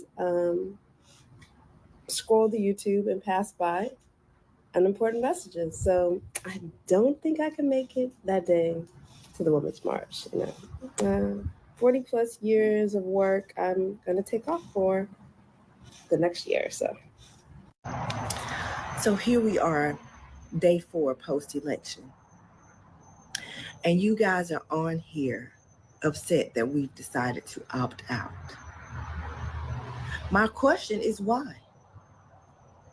Pre-election, all we had heard was Black women don't matter, Black women are insignificant, Black women this, Black women that. But yet here we are. And all we're hearing is why? Why are y'all leaving us? Why won't y'all include us? Nah. Keep that same energy you had pre-election, where we didn't matter. Cash that check, okay? Because you spoke that into existence. And so here we are, minding our business. Be gone. Wow. Hilarious. Absolutely hilarious. For so many different reasons, okay? The number one reason is these individuals being so entitled, thinking so highly of themselves that they really think that they matter, right? Clearly, this election showed that you don't matter, okay? that you have no real influence on anything at all whatsoever, okay? And let's be real, okay? No, you actually really are insignificant, right? You're insignificant. It's just hilarious that these people really drunk that Kool-Aid from the Democrat Party that told them after the 2020 election that you guys are the ones that saved the world. You saved democracy. You saved the country from Orange Man, right? This is what the Democrat Party told these people, right? And clearly, they're drowning in that Kool-Aid, okay? To the point now where they're upset. They feel butthurt, okay? They feel betrayed because the Democrat Party, the left as a whole, did not support Kamala Harris enough, right? In fact, a lot of these individuals that are supposed to be a part of the minority coalition decided to support Trump instead of a Black woman, right? Which, again, is hilarious to think about, okay? Which more hilarious to think about is the fact that these people are saying, all right, since we were betrayed, okay, we are now going to opt out. And what they mean by opt out, they mean like just straight up opt out of everything, right? Including having sex with men, apparently. Okay, they're opting out of all of the woke movements, like, for example, the whole Gaza stuff. They're opting out of the women's rights stuff, maybe the LGBTQ stuff as well, too, the trans stuff. They're opting out of all of the far left social movements that are all supposed to be on the same team in protest of the fact that these individuals did not show up for Black women when Black women said, hey, we want Kamala to be president, right? And when I started to really think about this, right, at first my reaction was like, you know what, this isn't even worth really talking about because nobody cares, right? Nobody gives a damn. So it's not even worth talking about. But then the more I thought about it, I said, wait, hold on. So these women are saying that, well, we're going to boycott having sex with men because we're upset, right, with men not supporting Kamala Harris. I said, you know what? I think that's actually a good thing, right? Why is that a good thing? Because that means that you have less abortions and less single baby mamas, right? If these women keep their legs closed, then that's probably good for society as a whole, right? That's actually a great thing. Wait, hold on. These women are not going to show up to these so-called women's rights marches and protests, right? They're not going to be out here marching and protesting in the street anymore. Hold on. That's actually a good thing, right? They're not going to be showing up to the trans LGBTQ marches and stuff like that. Hold on. That's actually a great thing as well, too. They're going to stop talking about politics altogether. They're going to check out of politics. They're not going to make their voices heard. They're going to be silent. Oh, wow. That's actually a great thing, too. I'm like, whoa, hold on. This is actually amazing, okay? This is the best news ever, okay? All of these little Black women are going to be silent. They're not going to speak anymore. They're not going to participate in the political process. This is great, right? This is amazing. I 100% support this. I 100% support the opt-out movement. Yes, opt out. You're right. You were betrayed, okay? The pro-Gaza people did not show up for you. The Asians that asked you to support them during their time of need, during the pandemic, they didn't show up for you. The Latinos, when they were protesting against Trump and mass deportations and family separation, they didn't show up for you. LGBTQIA plus did not show up for you. None of these people showed up for Black women when Black women needed them the most. So therefore, I support Black women saying, we're going to be silent, right? I support that. I 100% support that. I 100% support Black women saying we're opting out and we're not supporting anybody else's cause, anybody else's movement. We're just going to mind our own damn business and live our lives, and we don't care anymore. I 100% support that. This is one of the best outcomes that we could have after Kamala Harris got blown out to Trump, which is for a whole bunch of angry Black women, liberal Black women, to say, you know what, we're done, right? We're done with this, okay? We're done with political activism, okay? Hey, I'm just saying I support it. I think this is a great thing. I think you should show them. You should really show them just how important Black women are to the Democrat minority victimhood coalition. Show them. You got to stick it to them, okay? And you should take it even further. In fact, during the midterms, you should show them by not showing up at all. Just don't show up at all. During the midterms, just don't do it. Because otherwise, how are they going to learn their lesson that they need Black women? In order to show Democrats that they need Black women, the best thing for you to do is to do the same thing that the Gaza people did, right? That the Muslims did. Okay, either vote the other way, vote for Trump. Actually, you should actually vote for Republicans, okay, in the midterms, right? Or just don't vote at all. And then in 2028, take it even further. Either don't vote at all or vote for the Republican, right? That's actually what you should do. If you really want to stick it to them and show them how important Black women are, you either should just sit out or just, again, vote Republican. I think that's a great idea. I really do. I'm just saying, I 100% support this movement. And if you need any ideas, feel free to reach out to me. I have some great ideas for how you can take this even further and really show them the power of Black women in this country. I'm just saying. So, hey,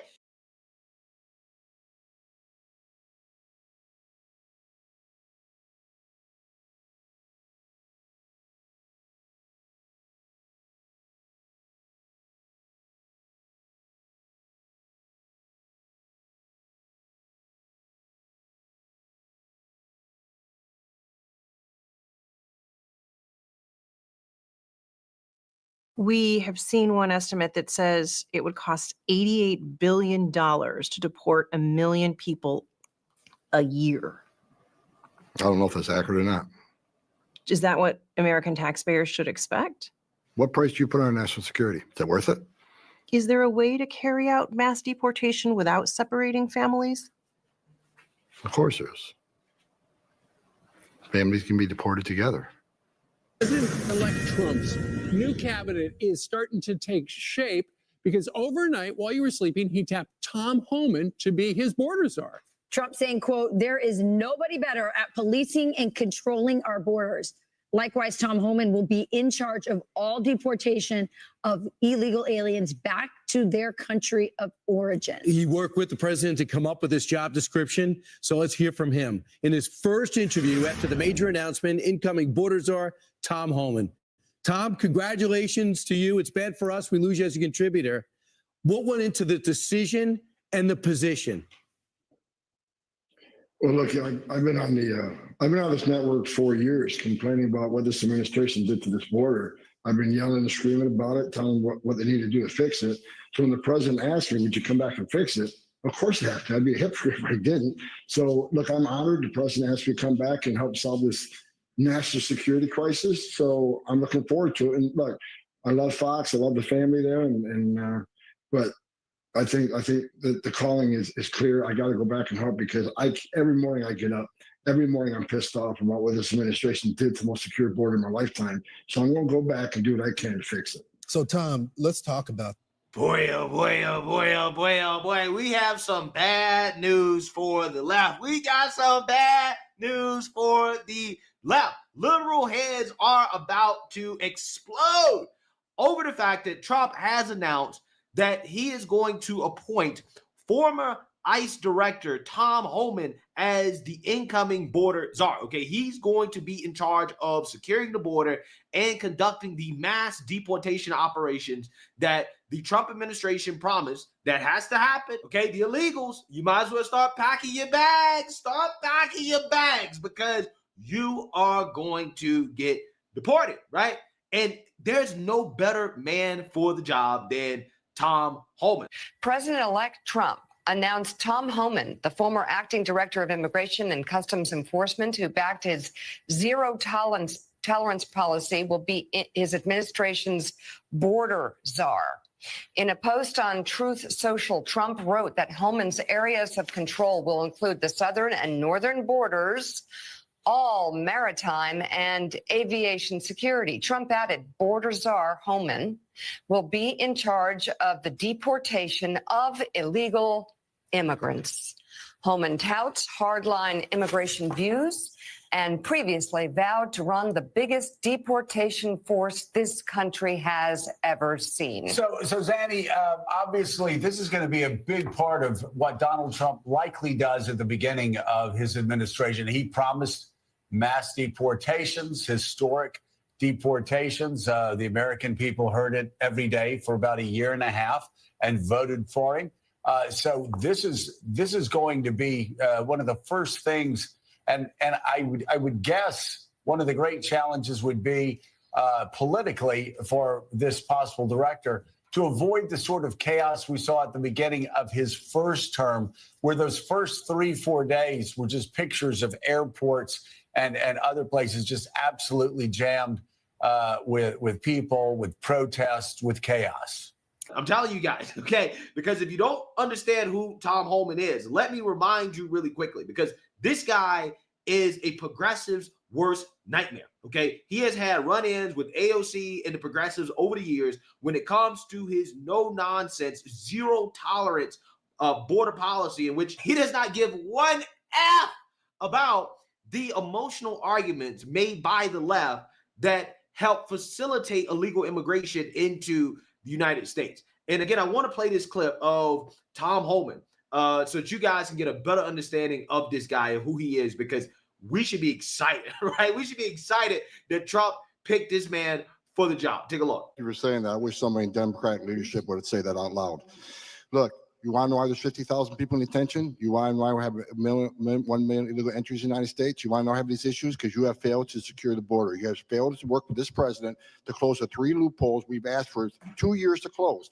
So if you want to know why this issue exists, you need to look in the mirror. You have failed American people for not securing the border and closing loopholes. Mr. Homan, Look, please respect the chair and the authority of the chair. The time of the gentleman has expired. I've asked you politely to let me go beyond my time, and you let other people go beyond their time, but not to Tom Homan. He don't get me go beyond his time. Mr. Homan, we have approved an agreement between the Republicans and the Democrats with the ranking member. We increased the time of one witness, one member of Congress who was interrupted by a protest. That is done with the approval of the ranking member. Please respect the chair's authority. I respect the chair's authority, but the chair, Mr. Homan, you work for me. I'm a taxpayer.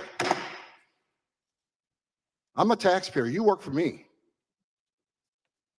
The witness will suspend. It says the official recommendation. There were 3 different options presented. The third included the option for family separation. This initiative would pursue prosecution of all amenable adults, including those presenting with a family unit. Mr. Homan, your name is on this. Is this correct? Yes, I signed that memo. So you are the author of the family separation policy. I am not the author of this memo. You're not the author, but you signed the memo. Yes, a zero tolerance memo. So you provided the official recommendation to Secretary Nielsen on for the United States to pursue family separation. I gave Secretary Nielsen numerous recommendations on how to secure the border and save lives. But it says here that you gave her numerous options, but the recommendation was option 3, family separation. What I'm saying, this is not the only paper where we've given the Secretary numerous options to secure the border and save lives. And so the recommendation of the many that you recommended family separation. I recommend a zero tolerance. Which includes family separation. The same as is with every U.S. citizen parent gets arrested when they're with a child.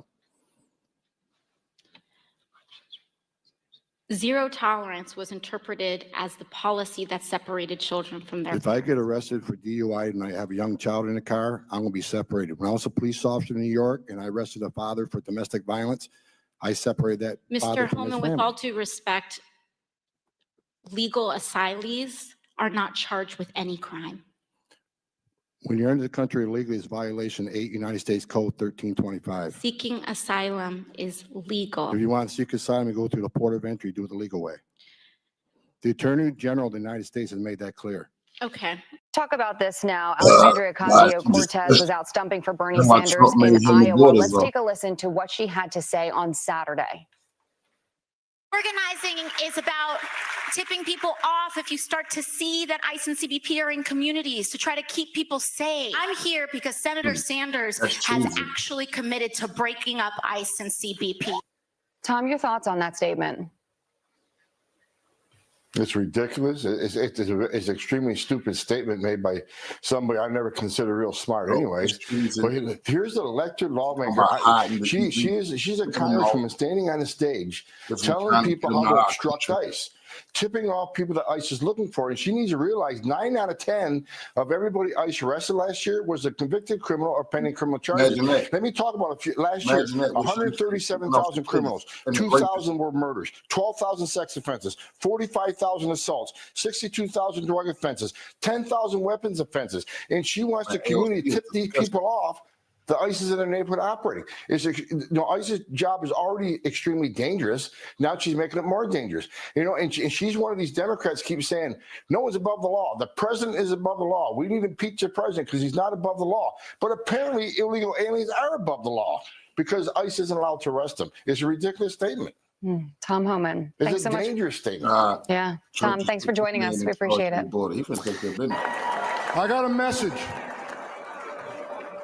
As a guy who spent 34 years deporting illegal aliens, I got a message to the millions of illegal aliens that Joe Biden's releasing our country in violation of federal law. You better start packing now.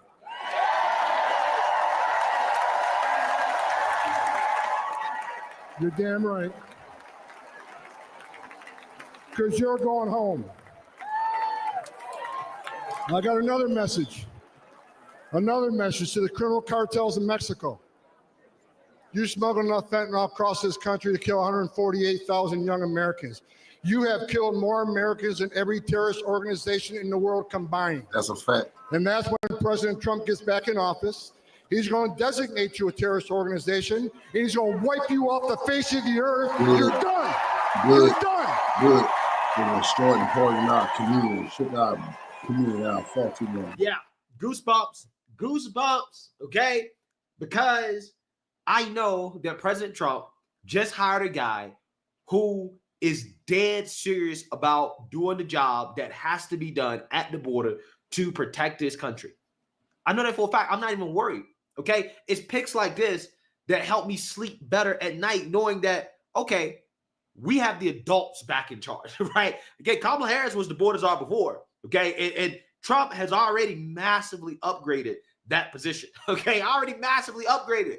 And the best thing that I like about this pick is the fact that this guy has the experience on the ground, okay? And he has risen through the ranks, right? He's done this his whole career. So he is 100% qualified for this job. And this is what I love the most. This is not a DEI pick. This is not a diversity pick. This is a straight up, who is the most qualified man for the job? And this guy is him, right? He's him. Let's talk about the job, because you're not an amateur. You've been doing this for years.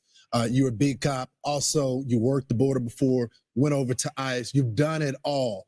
What does the process look like? Because I think some people get the impression that you're shooting from your hip, but you know what you're doing here, right? I know exactly what I'm doing. And look, this is the second time I came out of retirement for this president.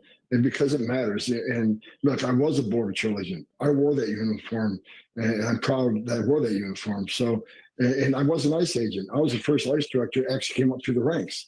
So the 20,000 men and women that worked for me, I didn't ask them to do anything. I do myself. I was one of them. So look, I know the border, and I know there's a lot of great patriots. Look, I shut my phone off Friday night because I couldn't handle the phone calls, the texts, and emails from thousands of ICE agents and border patrol agents excited about the rumor I'm coming back. But more importantly, that thousands of retired agents, retired border patrol agents, retired military that want to come in and volunteer to help this president secure the border and do the deportation operation. So I've been off the grid for 3 days just because I couldn't handle all the phone calls, and plus all the death threats rolling in. My family's not at home right now because that's starting. But that's something we're going to deal with. They're not going to bully me away. They're not going to shut me up. They're not going to make me go away. This is the biggest national security vulnerability this nation has seen since 9/11. We have to fix it. And it's one of the reasons Kamala Harris lost and Donald Trump won. So Tom, you just mentioned deportations. I know during the last Trump administration, when you were there, they did have the large-scale worksite, essentially raids, where they would go into a place and there would be hundreds of people who were in the country illegally. I know in 60 Minutes, a couple of weeks ago, you said that those would continue under Donald Trump in the next administration. What do you have planned? Well, I know you don't want to give away the whole game book, but you do have deportations, mass workplace stuff planned. Any other kind of category of deportations of interest? Look, as the president said on stage many times, which I agree with 100%, it's going to be the same it was during his first administration, which is just a hell of a lot more of them because 10 million people have entered this country illegally under the Biden administration, or they actually let into this country, even though it's violation of federal law, what they've been doing, the abuse of the parole authority. But look, I've been clear, President Trump's been clear. Public safety threats and national security threats will be the priority because they have to be. They pose the most danger to this country. So we're going to prioritize those groups, those who always have final orders, those that had due process at great taxpayer expense, and the federal judge says you must go home, and they didn't. They became a fugitive. So, and as part of worksite operations have to happen. Here's why, Steve. Where do we find most victims of sex trafficking and forced labor trafficking? At work sites. And the Biden administration shut down work sites. On one point, they say we care about sex trafficking and human trafficking. Then they shut down work site enforcement, which is one of the main areas we find the victims. Yeah, so you guys ready for more of this? Are you guys ready for more of this? I'm ready for more of this. I'm ready for more liberal tears, okay? Because we're going to have a whole lot of liberal tears during the next 4 years, okay? Because Trump is not playing. He's not playing, okay? He put a guy in charge that does not give one F about this. He does not care about this imagery right here, okay? This stage photo op. Everybody remembers this. Everybody remembers this. I want to see a lot more of this, okay? And the more of this that you see, that is a great indication that the Trump administration is doing a great job, right? The more that these people boohoo, whine, and cry over Trump's appointments, the more that you know that, okay, these are the right people for the job, okay? Because trust me, these people, they're going to lose their mind over this guy. And once he gets into office, right, and he can start conducting these mass deportations and securing the border, doing what we got to do. And again, we don't have to separate families. We can just send the whole family back, right, which is what we should have been doing in the first place, okay? We don't have to separate any families. We just send them all back. We send them all back, right? Once he starts doing that, again, these people will be at the border. They'll be boo-hoo, whine, and cry, performative tears that you didn't see in the Biden administration, right? Although, again, you did have things happen in the Biden administration that, you know, liberals claim that they don't support, like, for example, kids in cages, right? You had that happen, okay? But, you know, the tears didn't come out. But don't be surprised if the tears come back out under the Trump administration, because we got a whole lot more illegals to deal with than we did under the first Trump administration. So moves like this are a good indication that the second Trump administration is serious about executing on the promises that were made during the campaign. And again, one of the main promises was to have the largest deportation operation in American history. And Trump picked the right man for the job. So let me know what you guys think. Make sure you like, comment, and subscribe. Most importantly, share. A Black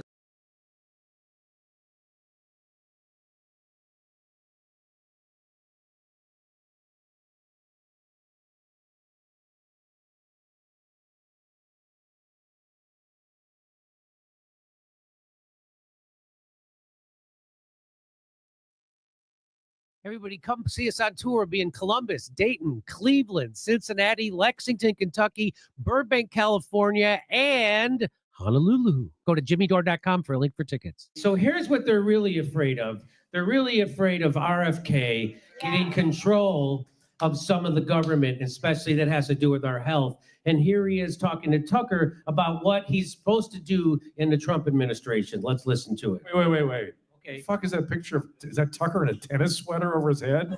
What is that? No, they're at Mar-a-Lago and it's that looks like Trump. They're at Mar-a-Lago, I think. That's Trump. Okay. Oh, it's Trump. And that is the best Trump. He's got 80s Trump was fire. 80s Trump. Yeah. There we go. When you say, if I'm given this job, can you be, for people who aren't following this, can you be more specific about what job you're talking about? President Trump has asked me to, he's asked me to do three things. He's asked me, in terms of the public health agencies, he's asked me, number one, to get rid of the corruption, rid of the conflicts, the agency capture phenomena that has turned these public health agencies away from public health. And their principal objective now is to advance the mercantile interests of the pharmaceutical companies. Yes. And he wants to get rid of, number one, get rid of the corruption. Number two, return these agencies to the gold standard scientific research and evidence-based research, empirically based science that when you and I were kids, they were famous for around the world. They've lost that reputation now because they've been captured by industry. And then number three, to end the chronic disease epidemic. And President Trump has told me he wants to see concrete, measurable results within 2 years. And I promised him that I could do that. Now, whether that means as an HHS secretary or whether it means as a health czar within the White House, we haven't figured out yet. But one way or another, we are going to end the chronic disease epidemic. Yes, that's what I say. He will be the health czar, and he will get that fucking job done. I guarantee it. Yeah, I think so too. Yeah. I'm hoping. And why would anybody have a problem? Why would you have a problem with that, right? What is wrong with people? I'm just hoping this means that we no longer have to ask our doctor about medication You know, I mean, should that be their fucking job to figure that shit? Ask your doctor if it's right for you. What? Should my doctor know if this is right for me? Why am I asking my doctor? It's all like to say, like 3 out of 4 people suffer from diabetes and they don't know it. Well, if you know it, why don't you fucking tell them?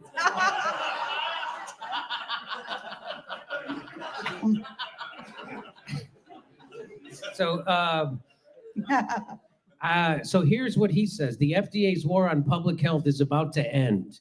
This includes its aggressive suppression of psychedelics, peptides, stem cells, raw milk, hyperbaric therapies, chelating compounds, ivermectin, hydroxychloroquine, vitamins, clean foods, sunshine, exercise, and anything else that advances human health and can't be patented by big pharma. If you work for the FDA and are part of this corrupt system, I have 2 messages for you. 1, preserve your records, and 2, pack your fucking bag. Yeah.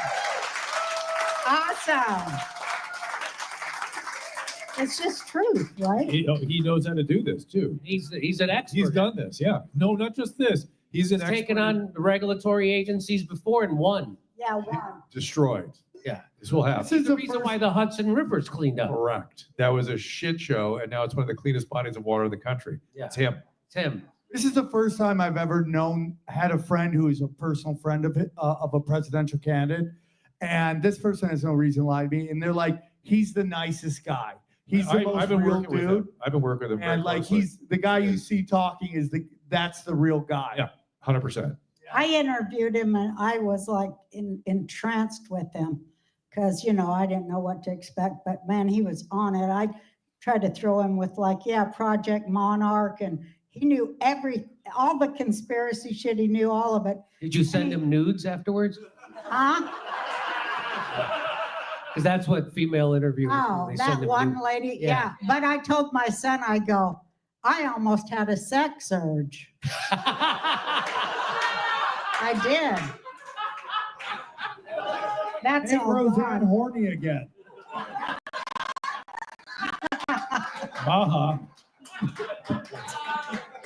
That's called Make Roseanne Horny Again. I think that's what that is. It'll never happen, but it threatened. It threatened there like a little ding, ding, ding.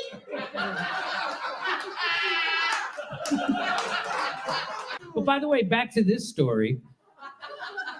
This guy is an assemblyman in New Jersey, right? And he said, This happened. This is real. He says, sources tell me top 5 CEOs of pharmaceutical companies are holding an emergency teleconference at 1 p.m. A lawyer has confirmed that everyone is in a state of panic, and that was the day after the election.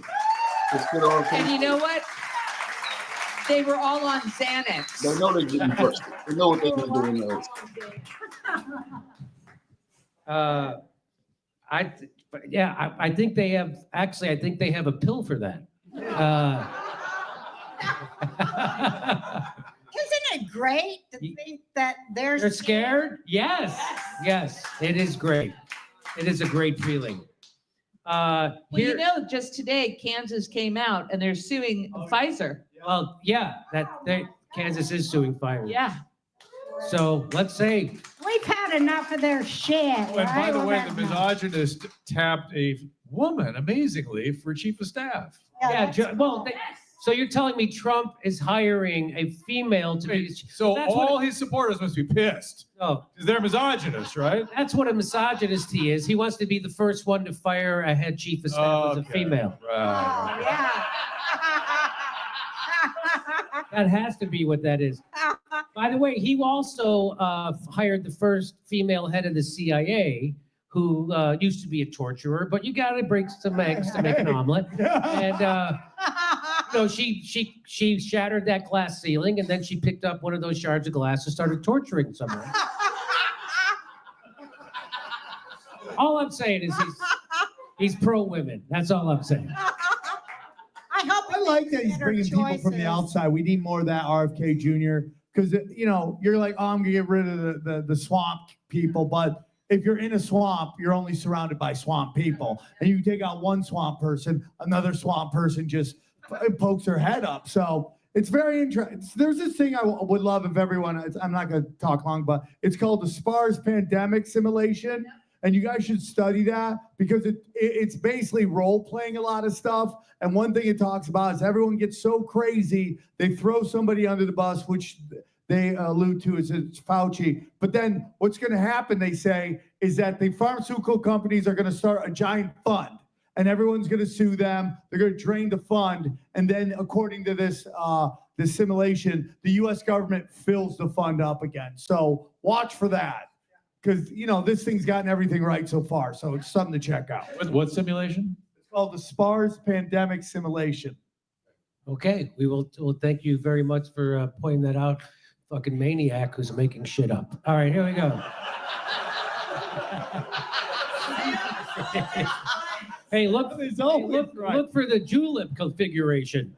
Everybody look that up. Just fucking look it up. And no, anyway, here, one of Trump's transition team managers went on CNN to talk about Bobby Kennedy's role. And here's what happened. Is RFK Jr. He said that Trump has promised him control of the public health agencies, HHS, which would be also, CDC, FDA, USDA, all of these agencies. Is that true? Has Trump promised him basically the HHS job? So I spent 2.5 hours this week with Bobby Kennedy Jr. And it was the most extraordinary thing because let's face it, we've all heard on the news all sorts of sort of snarky comments about him. And I said, so tell me, how's it going to go? And he said, why don't you just listen to me explain things? And what he explained was when he was born, we had 3 vaccines and autism was 1 in 10,000. Now a baby's born with 76 vaccines because in 1986, they waived product liability for vaccines.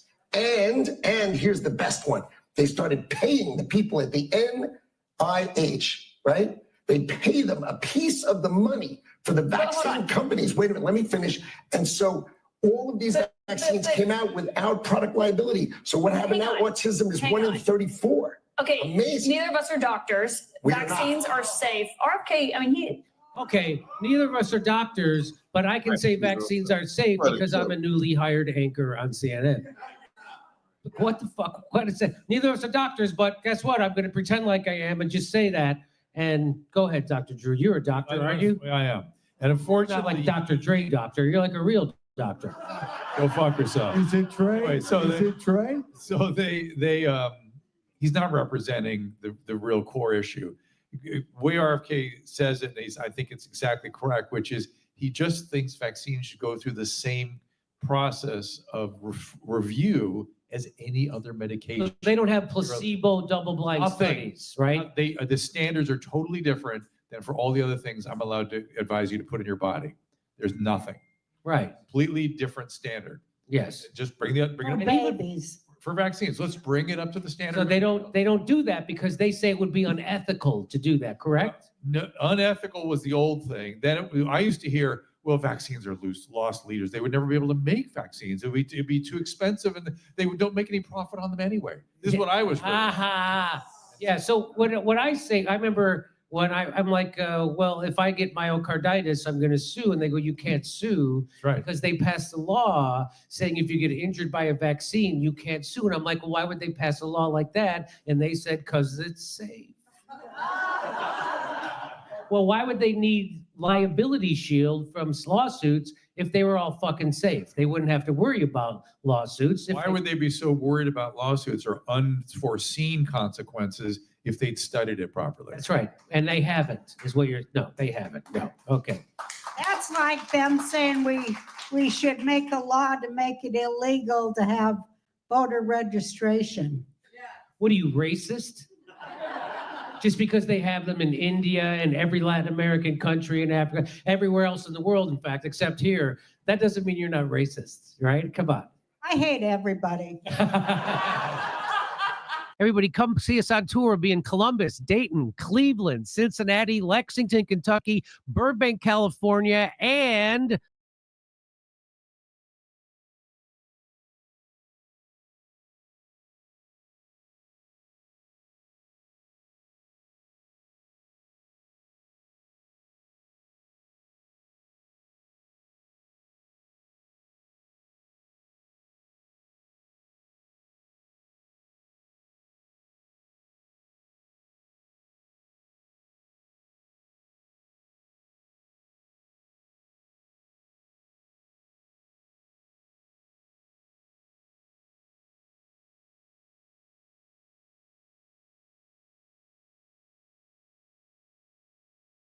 had to leave their Happy Meals behind just after 6:30, directed out the back door. This eyewitness says there were about 5 or 6 people running toward the McDonald's. Turns out one of them was the 7. So this McDonald's right here was briefly taken over by a gang after a frightening altercation with a large number of teenagers. An altercation which forced customers to flee the scene, in some cases moments after they'd sat down to eat. And even though this is what many consider to be a nice neighborhood, residents here say this sort of thing has happened before. Probably because there's never any police here and they're worried it's going to happen again. We were just coming in from trick-or-treating with my 5-year-old. We were going inside. We get upstairs. I live on the 3rd floor. Pop, pop, pop. Police say it happened at 6:30 on West 71st Street between Broadway and West End Avenue. A 17-year-old boy walked into a nearby McDonald's before he was taken to Cornell Medical Center to be treated for non-life-threatening injuries. They were panicking. Yeah. Some of the guys were calling somebody were calling 911, and then like in a few minutes, the police came. A group of teens from a nearby high school were shooting dice, playing a game of craps. There were about 15 teenagers. There's a kind of gun epidemic happening right now. It is exploding this week at New York City schools. The latest one today in Harlem. That makes 4 guns found this week on campuses. 4 teens were seen running away, but neighbors tell Fox 5 teens frequent the Upper West Side intersection after school and gather underneath building scaffolding. This is like one of the busiest intersections in all of the Upper West Side, if not the entire city. And there's never a police presence.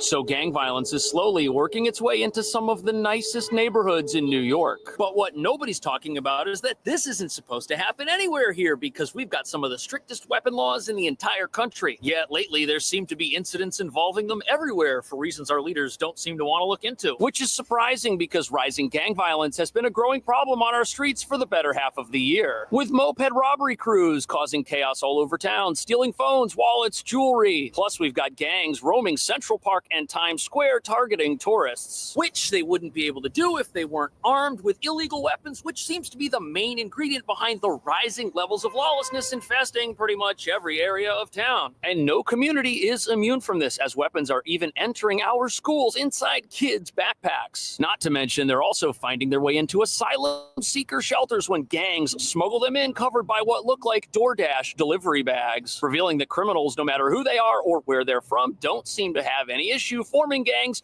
arming themselves, and taking over. Which brings us to the real reason why this McDonald's was emptied out during dinner time with customers fleeing for their lives. The bad guys in our city fear nothing because they know our legal system sees them as good guys who just need a second chance and won't lock them up. And although criminal possession of a weapon here is a felony, nobody can become a felon if our city refuses to prosecute the armed gang members it's constantly arresting and releasing. And while this progressive justice initiative may indeed balance out past legal wrongdoings in the eyes of some, as you're about to see, it's allowing armed gang members to commit types of crime completely foreign to neighborhoods like this one.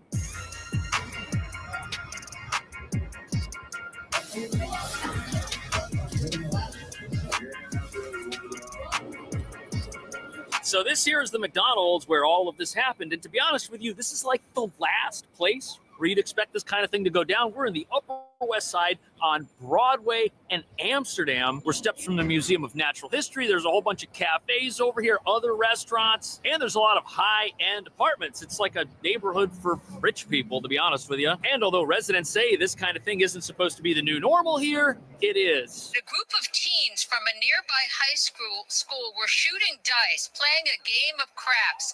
There were about 15 teenagers. Eyewitnesses said they heard 3 shots.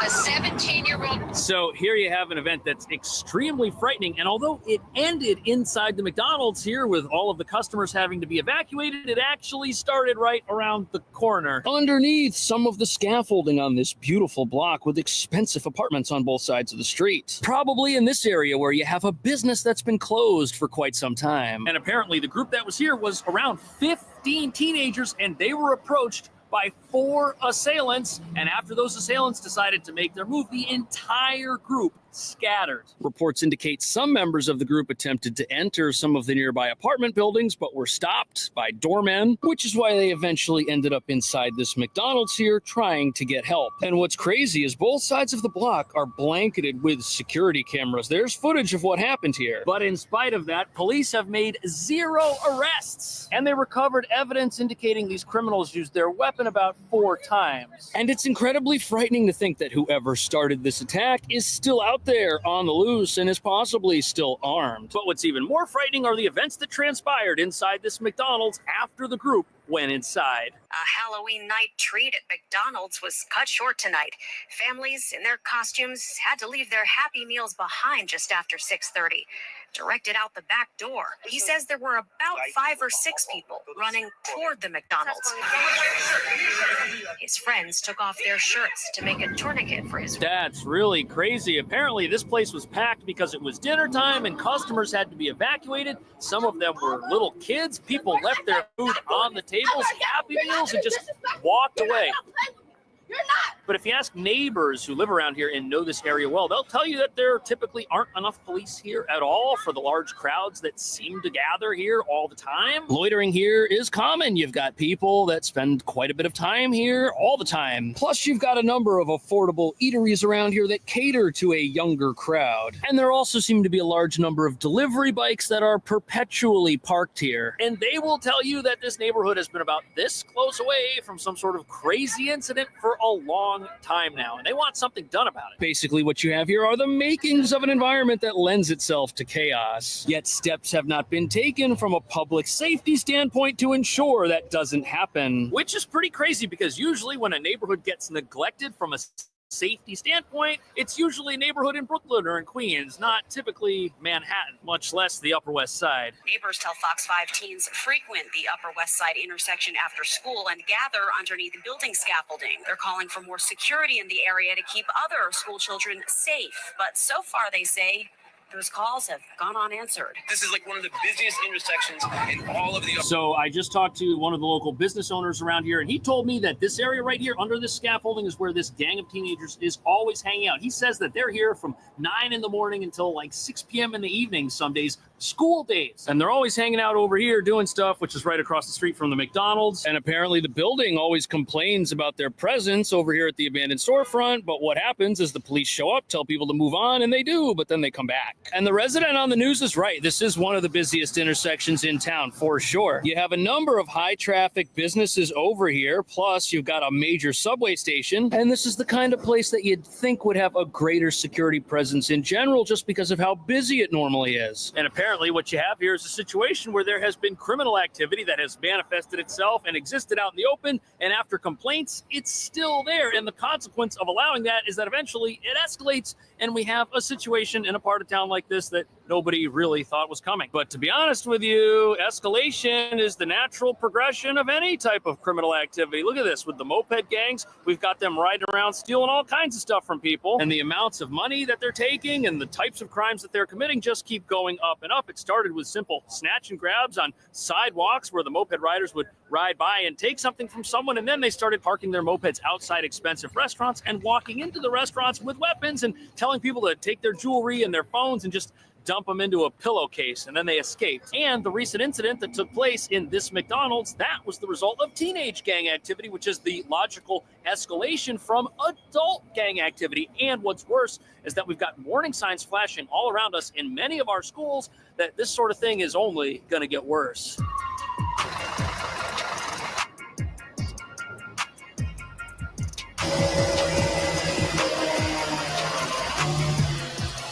So behind me, you've got your typical New York City high school, which is supposed to be a safe space for our most precious resource. But our schools here, they are turning into the opposite of that because there are now high levels of weapons being brought into these places in spite of the fact that you've got police and in some cases metal detectors. And inside the backpacks of some students, you'll find things that shouldn't be in a school at all. And if that weren't happening, we wouldn't be seeing some of the types of teenage gang violence that have been taking over the news lately. There's a kind of gun epidemic happening right now. It is exploding this week in New York City schools. The latest one today in Harlem that makes 4 guns found this week on campuses, reported by 4 of the 5 boroughs. You know, all of this explosion of violence and danger inside places like this, none of it should be a surprise when you consider that our legal system has allowed danger and violence to perpetrate the adult world of our city for quite a long time. We shouldn't be surprised at all that this is now filtering down into people who are in school. And when you've got adults bringing weapons where they shouldn't, getting caught and getting arrested with the charges either being dropped, dismissed, or downgraded, how can we not expect that to have some sort of effect on kids? And we shouldn't be at all surprised that kids are emulating what they see and hear adults doing. And what's really frightening about this is these weapons, they are making their way inside schools, walking right past school safety in some cases, because not all schools have metal detectors installed. And apparently at the school on the news, police only found out about the weapon in question when students reported it to them, which is pretty scary when you think about it, because these students could suffer repercussions from these gang members who are their classmates. But what's really frightening are all the things that had to go wrong in order for kids to think that it was a good idea to bring something wrong into a place like this. Like,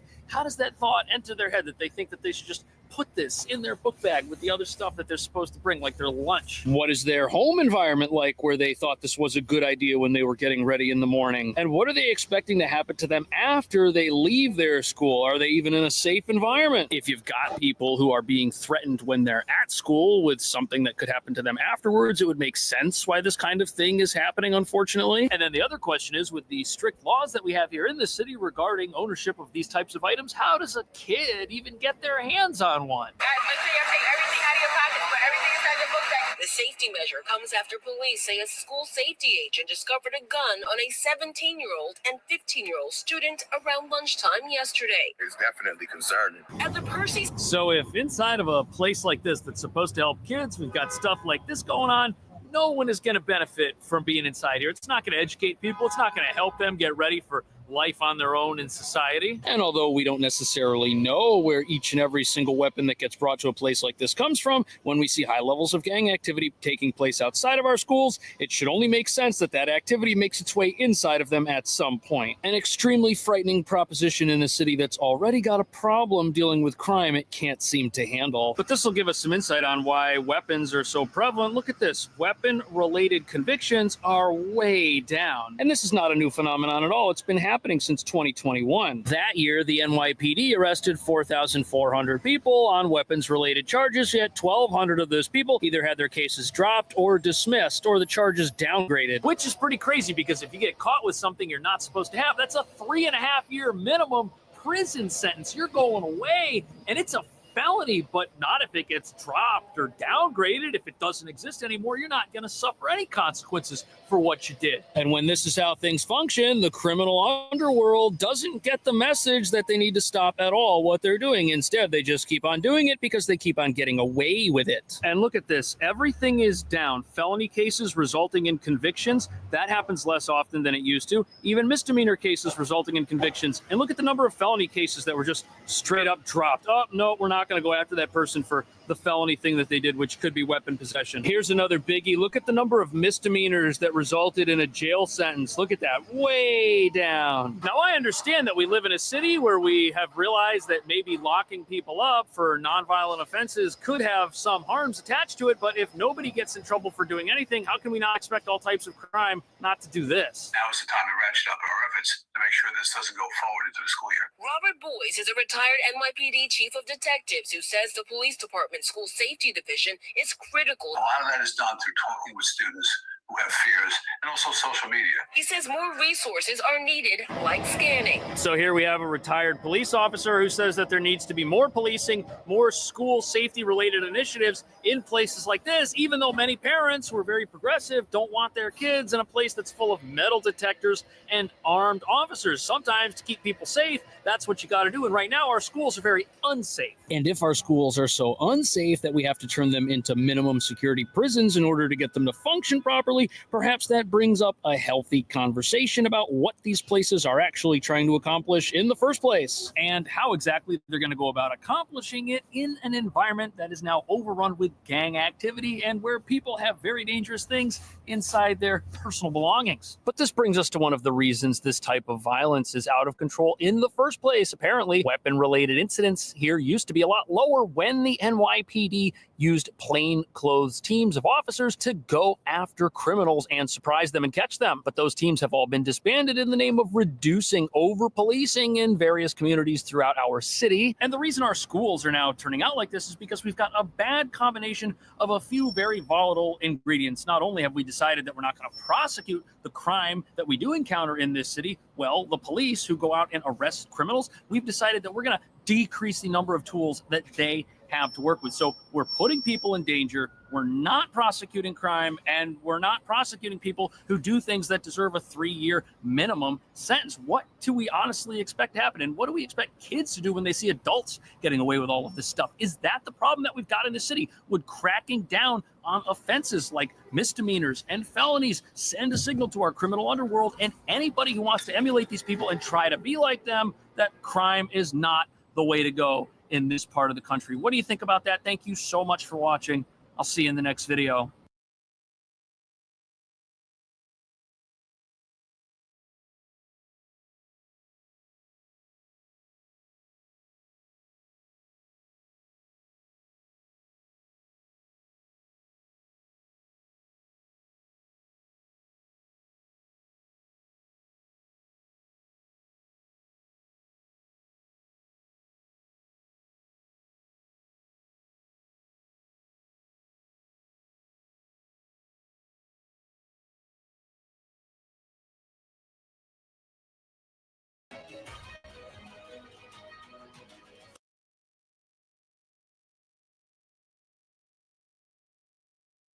Eight 800-511-4620, 800-511-4620, or go to LearJudgeNap.com. There you are. Welcome here, Ray McGovern. What do you think is the Kremlin's view? They haven't really stated it other than some public niceties, but what do you think the Kremlin's real view is of Trump's election? Well, Judge, it's Veterans Day, Armistice Day. A lot of my comrades from Fort Benning didn't come back from Vietnam. Let's start with just 2 or 3 lines from that famous In Flanders Fields poem. In Flanders fields, the poppies blow between the crosses, row on row, that mark our place. And in the sky, the larks still bravely fly, singing, scarce heard among the guns below. Judge, as you remember, that was the war to end all wars. Right. Here we are today thinking about trying to end 2 wars, one in Ukraine and one in West Asia. I would just say one more thing, and that is that today is also the 20th anniversary of the assassination, and I repeat, the assassination of Yasser Arafat. Right. Swiss physicians who looked into how he was poisoned identified a slow-moving or slow-acting polonium. He was killed by the Israeli Mossad. So 20 years ago, we had some hope of a breakthrough. No more, so things are looking pretty bleak. I'm sorry to start out on this note, but it's a sorrowful occasion. Well, I know this comes from your heart. You needn't apologize for it. But to the latest news, I mean, what do you think the Kremlin truly thinks about Trump's election? And I'll broaden the question. Does U.S. intelligence know what the Kremlin thinks about Trump's election? The answer to the latter, I'm 90% sure, is no. My own view is for what it's worth, over 50 years of watching Soviet leaders. Well, I don't have to analyze really. Putin said at Valdai on Thursday or Friday, depending on which time zone you're in, that he don't know. He doesn't know what Trump's going to do. Before, lots of Russian officials have said, he's unpredictable. And that's the one thing we look for in an American president is predictability. On the other hand, he's willing to talk. There is some indication that he's willing to listen even. And if his proposals on Ukraine make any sense, well, that's a very different they don't say kettle of fish, but it's a very different attitude than we have encountered on the Biden-Harris administration. So they don't know, but they're open. Putin makes the point that he's open to talks. It's just that no more of this American exceptionalism or indispensability.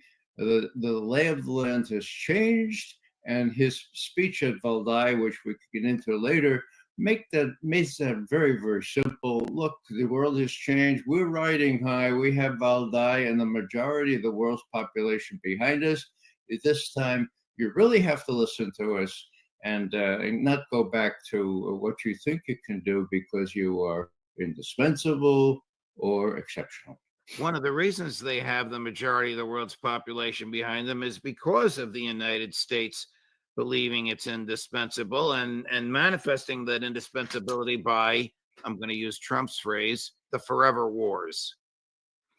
Well, it's true. We had the upper hand, We had it since World War II. Then we had it when the Soviet Union imploded, okay? And then the attitude was, well, the Russians can't hurt us. They can't stop us. That was explicitly what General Wesley Clark was told by Paul Wolfowitz after the first Gulf War, February 1991. Look, the big lesson we learned from the first Gulf War is the Russians can't stop us, okay? Now the Russians stopped us. Where did they stop us first? In Syria, all right? When Putin sidled up to Obama in 2015 and said, look, we're not going to let you overthrow Bashar al-Assad's government. We're sending aircraft. We're sending all kinds of troops there. We'd like to do this peacefully. And indeed, they worked out an agreement, a ceasefire agreement in Syria, which was within 6 days violated by the U.S. Air Force. So anyhow, what I'm saying here is that there was a modicum of trust. Let me go back just 11 years. I was writing about this yesterday. 11 years ago, when there was an attack outside Damascus with nerve gas, okay, that was a red line set a year before by Hillary Clinton, okay? Once there's a sarin, once there's a chemical attack by the Syrians, it turned out to be a false flag, folks, but hear me out. That was the tripwire, and Obama admits, all of his advisors said, now you have to do an overt war. You have to send those tomahawks into Syria. You got to do it, okay? Now, coincidentally or providentially, he was on his way up to St. Petersburg for some kind of G7, G8 summit, G8 in those days. And Putin took him aside and said, look, you don't have to go to war. We have persuaded the Syrians to destroy their chemical weapons under UN supervision on a ship. If you'll provide the ship, you have two of them, a ship specifically outrigged to destroy chemical weapons. What do you think? And Obama said, thanks for pulling my chestnuts out of the fire. I'll go back and tell John Kerry and the rest of them, no war. Now, at that time, that was early September 2013. At that time, the New York Times ran an op-ed by Vladimir Putin. And what he said in there is, look, I am really delighted at the growing trust, not only between our two countries, but between myself and President Obama. The only thing I don't agree with, says Putin in this last paragraph, is that there are exceptional countries in the world. This is what President Obama said just last week in a big speech. I don't believe there are any exceptional countries in the world. There are good ones. There are people close to democracy, some farther away from democracy. But when God looks at all the nations of the world, he considers them all equal, okay, end quote. Well, that's what he was trying to sell Obama at the time. Right. Well, kind of listened, but then he listened to the Victoria Nulands of this world, and 6 months later, boom! From the apogee to the perigee, the relationship between the two countries went down when Nuland and her crowd staged a coup in Kiev and put in a bunch of folks that they could manage and they could persuade to join NATO. I want to get back to Trump, Ray. Sure. Mhm. Trump's people claim that he and Putin have spoken. They claim that Trump told him not to accelerate the war. According to Larry Johnson, the war has been substantially accelerated in the past 48 hours. And according to Dmitry Peskov, Trump and Putin have not spoken. What do you think? This is a real sad story for me personally, because I had a wonderful article all set to run at noon today on Consortium News on the premise that what the Washington Post was saying from several well-plugged-in sources was true. That is, that there was a conversation between Trump and Putin on Thursday. There wasn't any. Не было разговора, says Peskov. There wasn't any conversation. This is all pravda on the Potomac, so to speak. This is crazy. This shows the level to which the Western press, even some mildly respected country periodicals or newspapers, have fallen. So, yeah, this wonderful article I had comparing things now to earlier on has fallen through the cracks because, oh my God, I should have known better. Well, this also, I trusted the Washington Post. This also shows how your former employer and colleagues want us to think, because we know if it came out of the Washington Post, who planted it there, right? That's right. And the headline said that Trump warned the war on the Russians not to escalate in Ukraine. Huh? Maybe, I don't know what, they play games all the time. This is smoke and mirrors. And I fell for it because when, it made sense in a certain sense.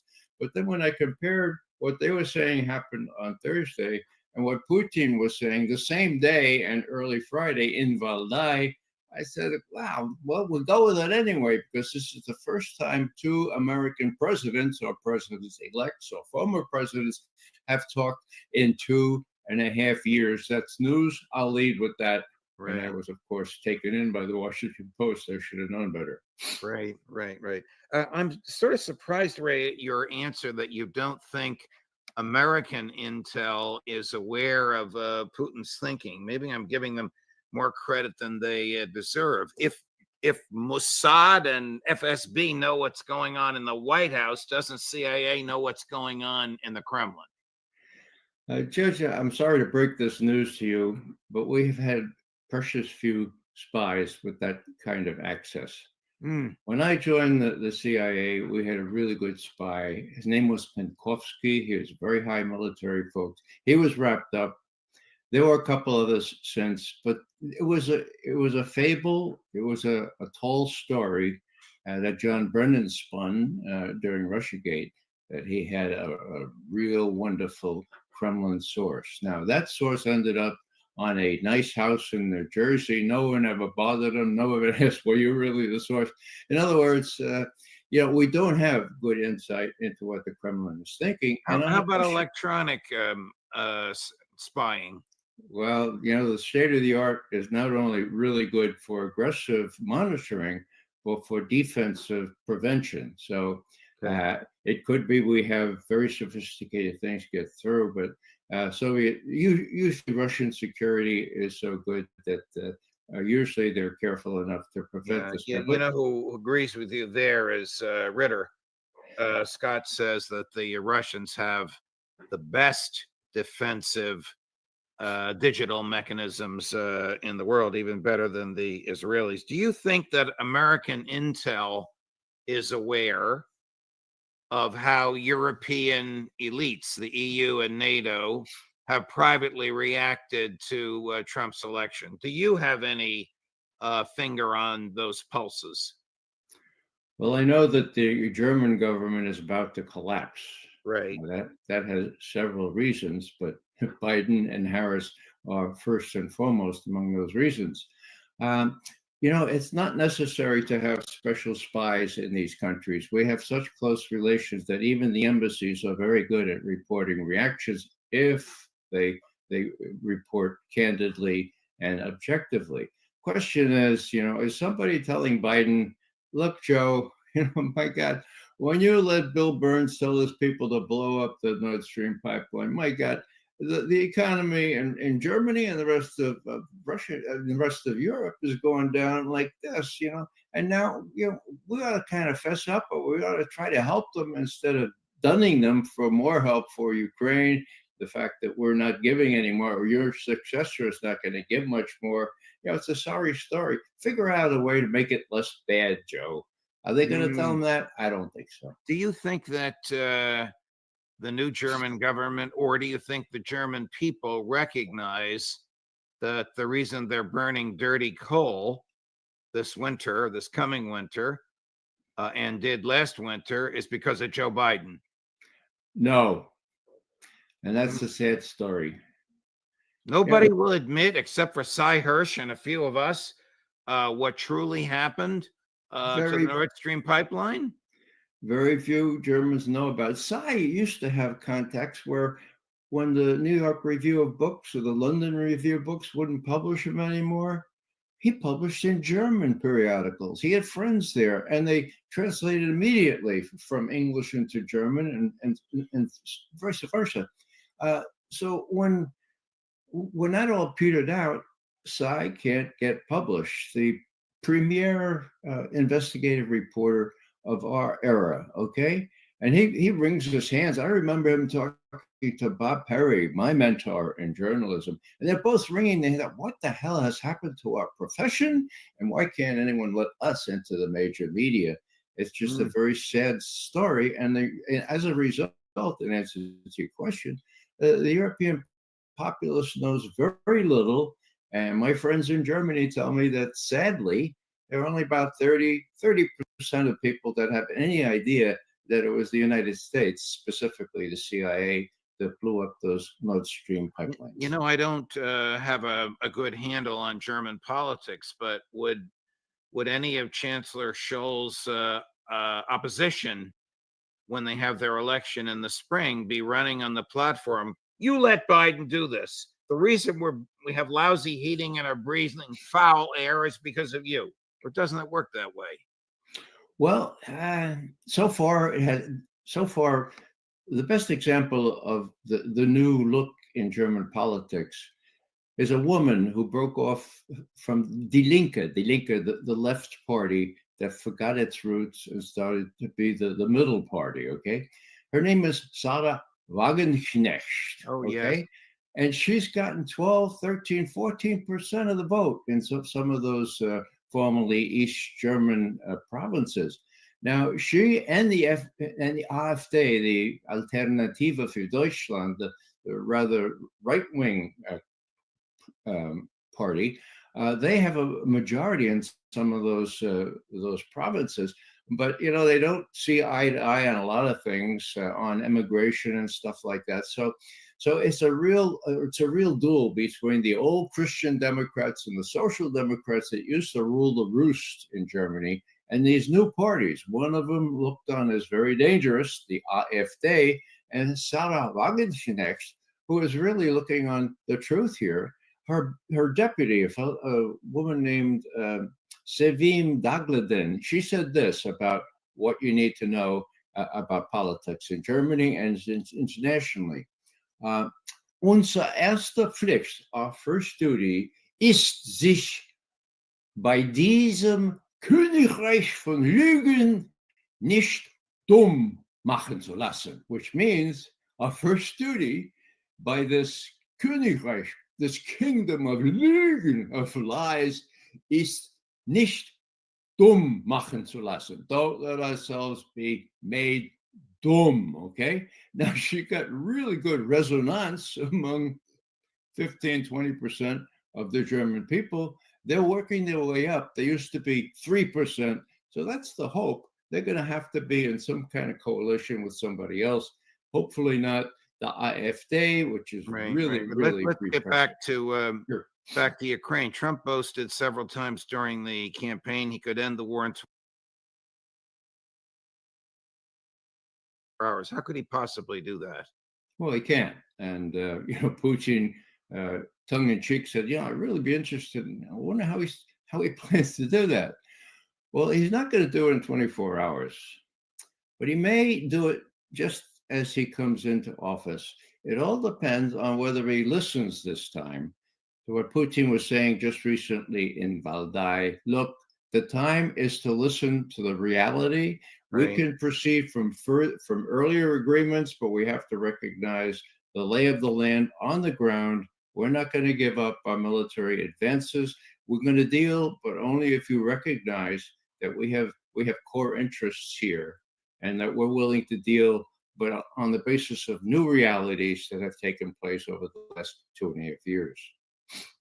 Last subject matter, you and Larry and the others who spent your careers or part of your careers in the intelligence community have educated me that the raw intelligence on the ground in the field from electronics is not always what makes its way to the Oval Office. What makes its way to the Oval Office is what the people speaking to the president think he wants to hear.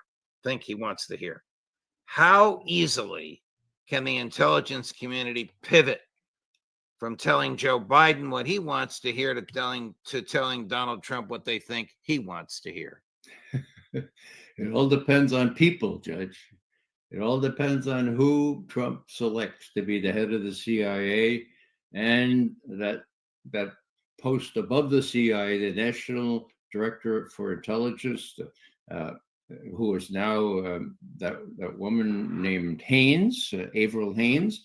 If he picks good people and they are courageous enough to bang some heads, it'll take them a while. It may take them all of 4 years, but they could get honest intelligence from folks. Witness the fact that this precise thing was done in 2007 on the question of whether Iran was working on a nuclear weapon.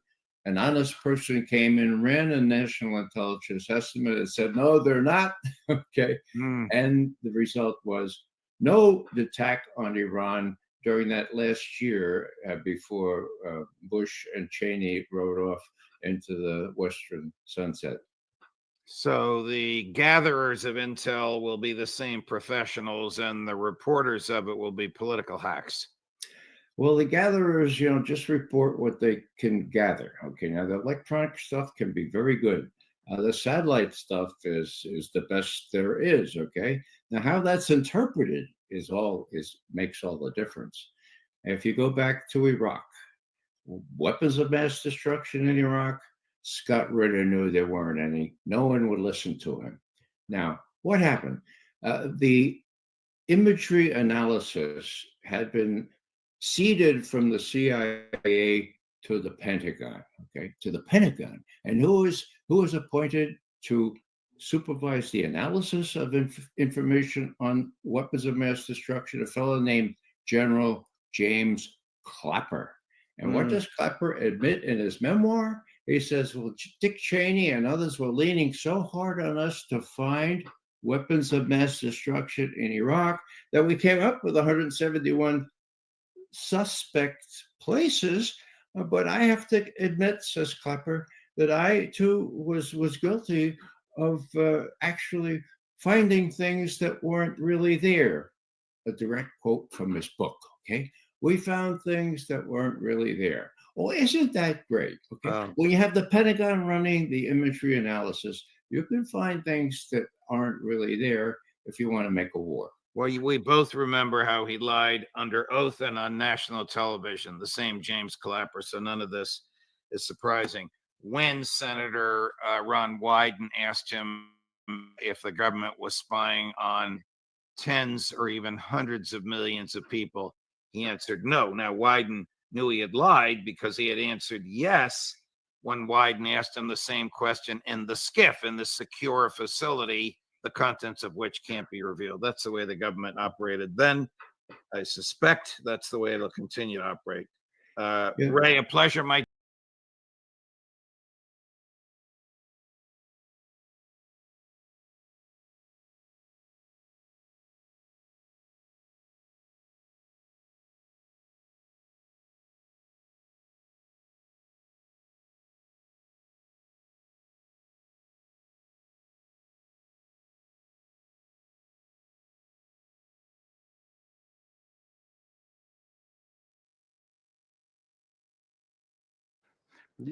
Indeed, the situation in East Asia is not becoming calmer. It is not becoming more stable. But China has nothing to do with it. Of course, China is our closest partner and friend. But I will try to reason objectively. Is China creating any military blocks? I do not want to act as China's advocate. I just understand. There are many internal problems there. But there are always problems between neighbors. We know. I will not reveal a secret here. There are certain difficulties on the border between India and China. But people who are experienced, literate, thinking about the future of their peoples, they are looking for compromises and they find them. As the Prime Minister of India and the Chairman of the People's Republic of China are doing now. They are conducting a dialogue, including they conducted this dialogue in the city of Kazan at the BRIC summit, and I hope that this will have a positive impact on the future development of Chinese-Indian relations. As for the situation in East Asia as a whole, is China creating military blocks there? It is the United States that is creating a military bloc, one bloc, a second, a third. Now NATO is formally getting involved. Nothing good happens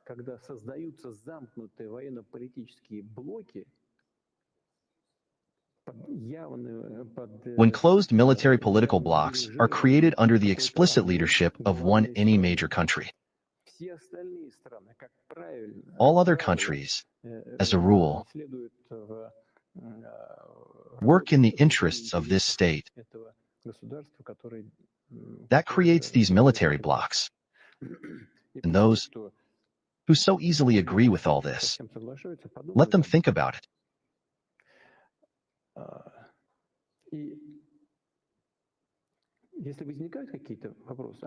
And if any questions arise, and they always arise between neighbors, this always happens, then we still need to strive to ensure that at the regional level, without the intervention of external forces, the leaders of these countries find in themselves the strength, courage, patience, and readiness to seek a compromise. If this attitude to the matter gains momentum, then these compromises can always be found. They will be found. Therefore, accusing China of some aggressive intentions when it is not it that creates aggressive blocs, but the United States, well, it seems to me that this is completely incorrect. Now, regarding the fact that Russia is on China's side, and not on the side of those who create these military blocs. How else? Of course, we are on China's side. Firstly, due to what I said above, we do not believe that China is pursuing an aggressive policy in the region. A lot revolves around Taiwan. Everyone formally acknowledges, yes, Taiwan is part of China. But what is the reality? But in reality, they are acting in a completely different direction, provoking the situation to escalate. Why? Maybe for the same reason they provoked the Ukrainian crisis?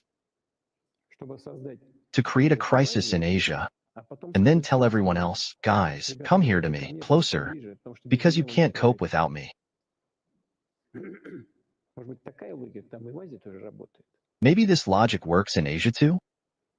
Therefore, we really support China, because we believe that it is pursuing an absolutely balanced policy, but also because it is our ally. We have a very large trade turnover. We cooperate in the security sphere. You said that we conduct military exercises. Well, yes. But don't the United States conduct military exercises with Japan? They do this on a regular basis, and they conduct military exercises with other countries. Also on a regular basis. I said once, we stopped using our strategic aviation since the late 1990s. It did not make long-range flights in the neutral zone. But the United States continued to do so. We watched this for a very long time. And we also eventually resumed flights of our strategic aviation. The same is true in this case. The United States constantly conducted endless military exercises there, and eventually we also began to conduct exercises with China. But the exercises do not threaten anyone. They are aimed at ensuring our security. And we believe that this is the right tool to stabilize the situation not only in Asia, but throughout the world. And the countries of the region have nothing to fear here. I would like to emphasize once again, our cooperation with China as a whole, both in the military and military technical spheres, is aimed at strengthening our security, and it is not directed against third countries. As for Japan, our bilateral relations with Japan, I can also repeat what I told your colleagues. We did not worsen relations with Japan. What bad have we done to Japan recently? We held negotiations, tried to find an answer to a very difficult question about the peace treaty. Incidentally, questions were raised about possible compromises based on the 1956 declaration. We even ratified it in the Soviet Union. The Japanese side later refused to do so. Nevertheless, at the request of the Japanese side, we returned to this declaration. We resumed the dialogue. Yes, everything is complicated, but in general we listened to our partners. We thought about how and what to build on the basis of this declaration of 1956. Then suddenly Japan went and imposed sanctions against us, and it also included us in the list of threats. It put Russia in third or fourth place. What threat? How are we threatening Japan? But they also imposed sanctions. What bad did we do to you? Why did you do it? Because you received orders from Washington? Well, you could have told them somehow, hi, guys, but we will think about it, thereby not offending your partner and ally. Did you have to follow their orders without question? Why did you do it? I don't understand. Well, thank God. There are still smart people in Japan. They continue to cooperate, especially in the energy sector. They do not leave our companies, and they see that everything is reliable. Despite the fact that Japan has imposed some sanctions, we are not doing anything in response to you. Japanese companies have been working with us the way they did. If they want to work, then let them continue. We are now seeing some signals are coming even from American companies that they want to return to our market. Let them return, but of course, under new conditions, with losses, of course. But it is not our fault. We are ready to build relations with Japan for the next 5 years and for the next 50 years. Japan is our natural partner because it is our neighbor. There have been different periods in the history of our relations. There have been tragic pages, and there have been pages that we can be proud of. We love Japan, and we love Japanese culture. We love Japanese cuisine. We have not destroyed anything. You should draw your own conclusions, and we will not fool around here, do stupid things, push off, or blame you for anything. We are ready. Welcome. Come back. That's all. I think there is nothing more to add here. Vladimir Vladimirovich, is our strategic cooperation with the Democratic People's Republic of Korea also aimed at strengthening our security, like with China? The Democratic People's Republic of Korea has a treaty that we signed with other countries and which was previously with the Soviet Union, but then naturally this treaty ceased to exist. In essence, we returned to it. That's all. There is nothing new there, no matter what anyone says. Almost everything that was written in the treaty between the Democratic People's Republic of Korea and the Soviet Union, just with some new nuances, is reproduced in the new treaty. Yes, of course. It is aimed at ensuring security in the region and our mutual security. Will we conduct military exercises with them? We'll see. We can also conduct exercises with them. Why not? There is Article 4, which talks about mutual assistance in the event of aggression from another state. It's all there. And I repeat once again, there is practically nothing new there compared to the treaty, which simply expired during the Soviet Union era.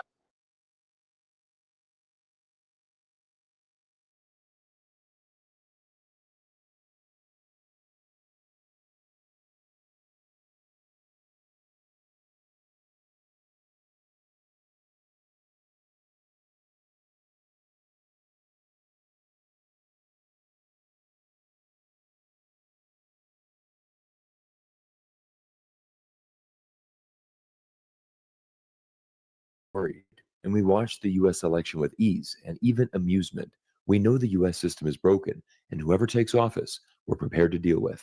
We're confident in our national strength. These are the words of Jiang Weiwei, a Chinese political professor at Fudan University who recently published an article entitled "China Knew the US Couldn't Escape Trump 3 years ago." As the world watched an unprecedented red wave of Republican votes sweep the United States last week, the focus has now shifted to China and how Donald Trump will deal with the country he started a trade war with in 2018. To be honest, US-China relations are at an all-time low, and many Westerners think a Trump presidency is something the Chinese people and the Chinese government fear. But this couldn't be further from the truth. China actually preferred a Trump victory, and the Chinese government has been preparing for this exact moment for several years now. There is something we must always understand about China, and it's the simple fact that China's government is always in a position to plan for the long term. Unlike the US, which can make a complete 180-degree turn with the surprise election result, China's government isn't going anywhere, nor is it changing. In many ways, China is more prepared for Trump 2.0 than any other nation in the world. Jiang Weiwei reveals the exact sentiment of the Chinese people. Europe has lost its independence and autonomy, which is why it is so concerned and worried about who will take office in the White House. The Chinese are not worried, and we watched the US election with ease and even amusement. We're confident in our national strength. This is a very powerful quote, and I want to highlight the opening statement Jiang Weiwei makes, because it is indeed very true that Europe has lost its independence and autonomy to the United States. Europe has paid an incredible price for the US proxy war against Russia in Ukraine, and now finds itself at a tipping point, with a majority of EU citizens desperate for change. Earlier last week, Giorgia Meloni, the Italian Prime Minister, addressed her counterparts in Budapest and firmly stated, "Don't ask what the US can do for you, ask what Europe should do for itself." Europe absolutely needs to take a page from China's book and start looking out for its own interests. While most of Europe was shocked and surprised at yet another Trump victory, it shouldn't come as a surprise to anyone closely following geopolitics around the world. As the Financial Times reported in this article, Democrats joined 2024's graveyard of incumbents. Governments across the world are struggling in this period of economic and geopolitical turmoil. This article goes on to share a graph that is unprecedented in world history. Every governing party facing election in a developing country this year lost vote share, the first time this has ever happened. The simple truth is that Joe Biden's approval rating was so low, Kamala Harris never really stood a chance to overcome this deficit and prove to American voters she deserved to continue in the White House. The US and its allies are facing much more political pressure than China right now, and it will only worsen if Donald Trump further extends a trade war with China. In 2016, Donald Trump ran on a campaign promise to introduce tariffs on Chinese goods and bring back manufacturing jobs to the US. On paper, the plan sounded great and certainly resonated with his core group of followers.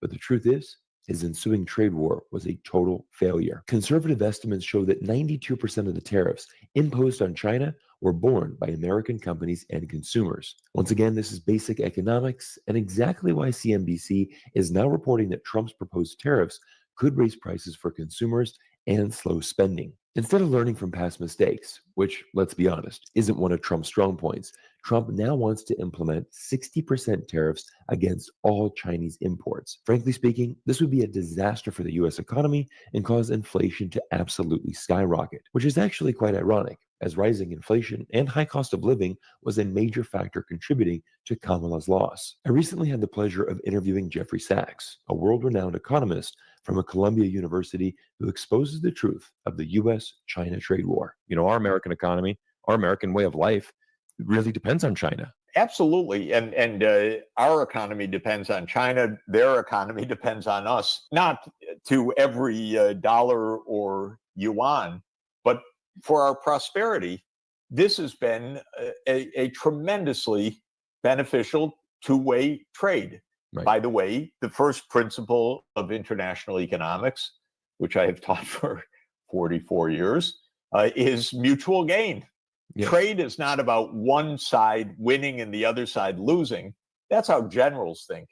But economists say trade is about mutual gain. We get something, you get something. Correct. And the United States has overall been enriched by China's rise. The US has been enriched by the rise of China and a fruitful 50-year diplomatic relationship.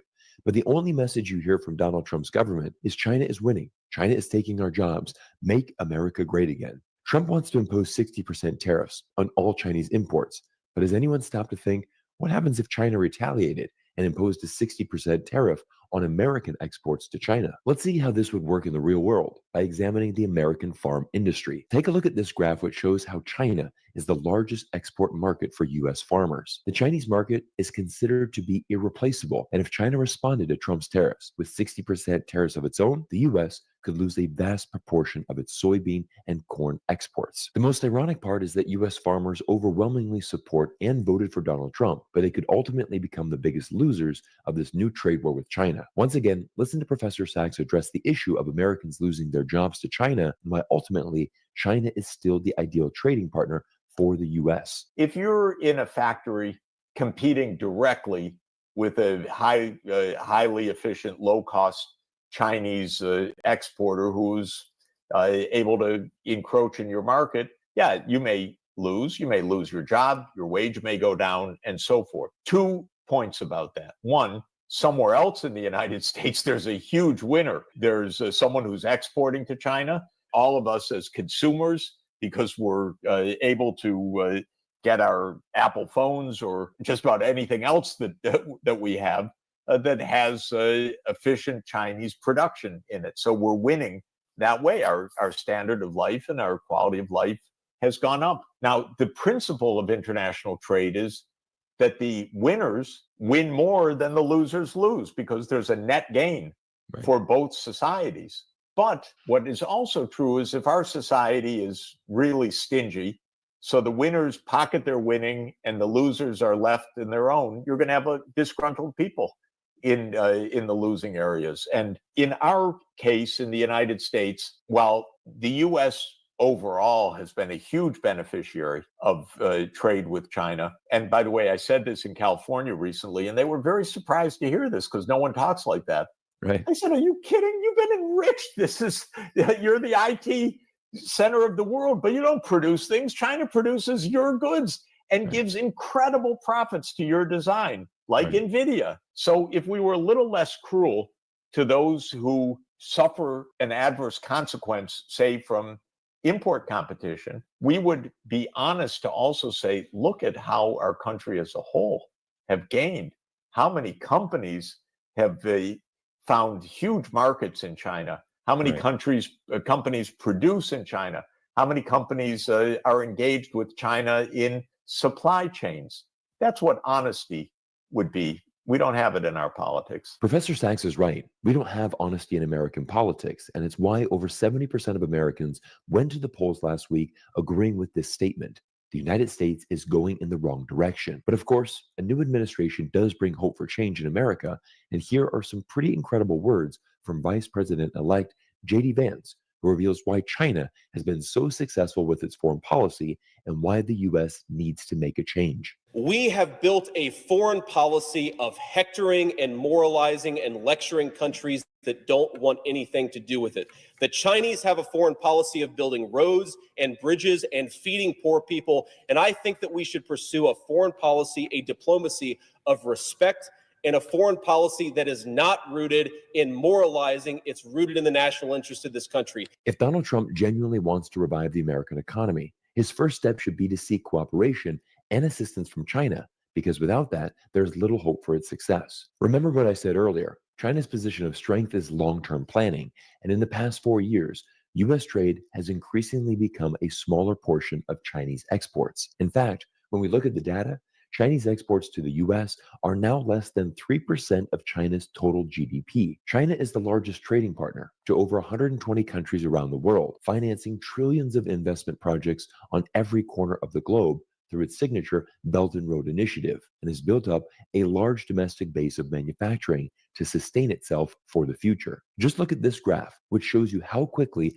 Western auto brands are losing market share in China. 4 years ago, legacy car brands dominated the Chinese auto industry, enjoying a 64% market share. Fast forward to today, and the chart has inverted, with Chinese companies controlling the future of China's domestic auto industry. Auto experts like Michael Dunn, who created this chart, now predict that within the next 5 years, all Western auto brands will be finished, and the entire Chinese auto industry will be dominated by local Chinese brands instead. Once again, China is in a position of strength and knows a renewed trade war from Donald Trump would ultimately hurt American companies and consumers much more than it could hurt China. The best case scenario would be a world where the US and China could work together for mutual benefit. And once again, auto industry expert Michael Dunn outlines a perfect example of what this would look like. President Trump will definitely not allow any Chinese car imports. He will not tolerate any backdoor action through Mexico either, but he might be open to a deal that features Chinese billion-dollar investments in new plants, job creation, tax revenues, and supply chain development, and perhaps mandate some American ownership oversight. Basically, China's playbook reciprocated. Everyone, we're going to continue watching this story for you and make videos that keep you up to date, because we're still 6 weeks away from Donald Trump's inauguration, and a lot can happen from now and then.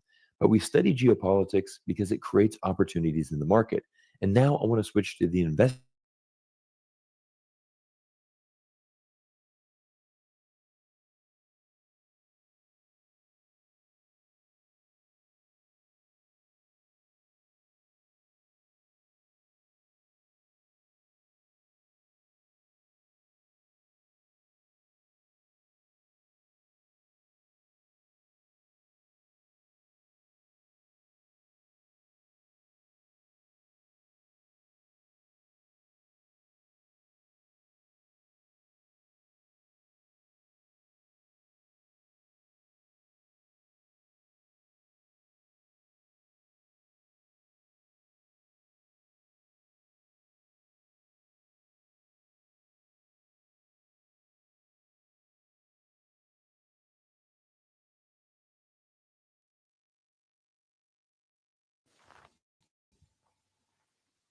What's up, guys?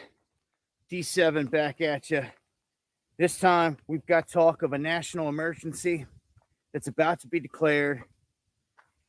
And this is going to have everything to do with Trump making moves here. If you look at CNN or any of these other outlets, they're talking about secret meetings that just went down between the Pentagon that got leaked out. And they're talking about what they're going to do here with this surge of migrants. And the Biden administration is openly stating that they're preparing a wave, a huge surge of migrants to come in before Trump takes office. Now, Trump is saying that out of his top 5 things he's going to do on day one, 2 of them have to do with the border. 1 is immigration. Number 2 is the wall. So these are key things he's rolling out immediately. And then we've got the situation going down up in Michigan where you have FEMA staging massive amounts of equipment up there in an area near the border. So this hasn't just been a southern border thing, although the southern border has caught most of the attention.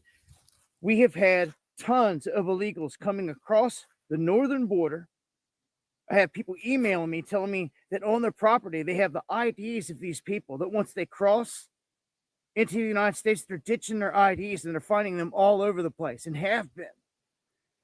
Tons coming across that way. So does it have something to do with sealing up the northern area? Why would FEMA stage equipment, 350 loads worth of equipment up there for nothing? They usually only do this if they know a hurricane's coming through or something like that. That's why you stage equipment, when you know something's going to go down. So that's why everyone's asking questions like, why are they doing this? Why are they doing that? Well, there's a huge national emergency that's going to be launched here by Trump, apparently on day one, dealing with this whole thing.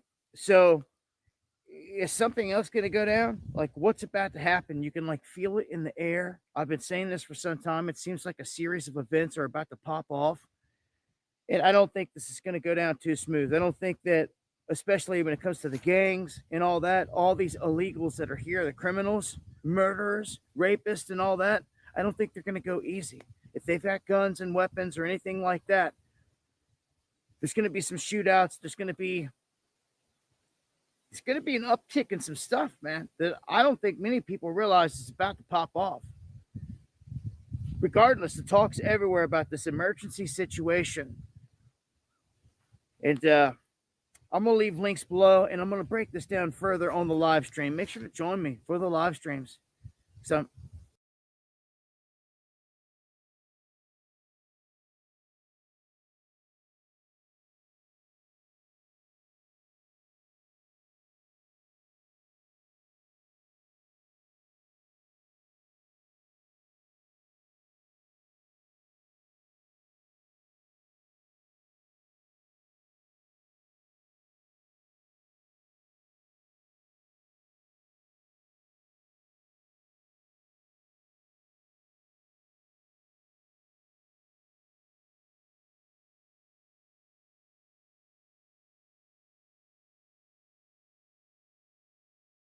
guys. Okay, I have a quick question. I'm hoping that someone wiser than I am can answer this question for me. I was hit up yesterday by a girlfriend who was hanging out and saw a post over in a group community page for one of the towns that that we both belong to. It's called the Tawas Exchange. And somebody had posted about FEMA staging and bringing in supplies into our area. And they had questions of whether or not it was true or not. So she sent it to me. You know, of course, I looked into it.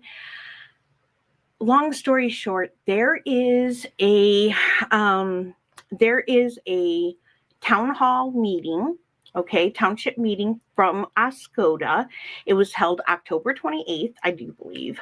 I have the video. It is on YouTube. I will leave it up above in a card. I will also leave it down below for you so you can click on it. You can watch it yourself. It's going to be at the 10-minute, 30-second mark. The language is very specific and basically stating that they are bringing up 350 semi-trailers and equipment into our area for an emergency. So I'm going to spin you around because I don't even want to get the verbiage wrong. My question is, what are they staging for in these 6 counties? At first I was like, okay, well, is this something common? I don't know much about FEMA. So is this common? Are there staging areas everywhere throughout, not only the state of Michigan, but throughout the country? I could not find any information on that. I only was able to find one piece of information talking about what a staging area is. I found information about a staging area happening before they know that an emergency is about to happen, like a hurricane, or a staging area is made after a disaster has already been has already happened. Neither that I know of is happening here in my area where I live. I live in northern, like lower Michigan, kind of in the mid. I'm kind of at the entrance part of northern lower Michigan. I would be included, I would think, in these 6 counties. When you look at the map, I think my county would be grouped in with that. It is an area, it is my community, like my church is in this area, my shopping is in this area. So I'm gonna spin you around. We're gonna read the transcript. Like I said, you can watch it for yourself. I don't want to play their video on my video, but I'll read the transcript. So I'm going to spin you around and we're going to read it. Okay, so this is the town meeting, and as you can see, it's Oscoda Township meeting October 28th, 2024. There is a transcript button that you can click, and it'll pop the transcript over on the right side if you're on like a computer or laptop. And it's going to be around the 10-minute, 30-second area where they move into this subject, okay? And so I'm just going to read it here because, like I said, the language is very specific. It says, the airport was just notified that FEMA has chosen the airport facility as a stationing hub for an emergency services through FEMA. They will be serving 6 counties in this area, and they will be bringing in some 350 semi-trailers with equipment to park on the base. So if you see a lot of trucks coming into the base, that is what it is. It's nothing to get scared about. They're staging for emergency situations in any of these 6 counties. So this isn't something that's for the entire upper part of Michigan. This isn't for Michigan in general. This has nothing to do with the border over in Canada. This is very specific for the 6 counties. Staging and stationing for emergency services through FEMA for these 6 counties, which I know of no emergency. Now, the base that they're going to is called Wurtsmith. It's an Air Force Civil Engineer Center. This was a Air Force base that was decommissioned, I believe, in the 90s. This is the location of it. It's small in my opinion. I've been up in that area. I have gone to the Michigan Emergency Management Plan to read through there to see if I could find anything. I couldn't. I've gone to FEMA's website. I have searched Google. The only thing I was able to find, and this does come off of FEMA.gov, the page is blank except for this little small section here, and it says operations section, staging areas. Okay, what's a staging area? That's what I wanted to know. Staging areas are set up at the incident where resources can wait for tactical assignment.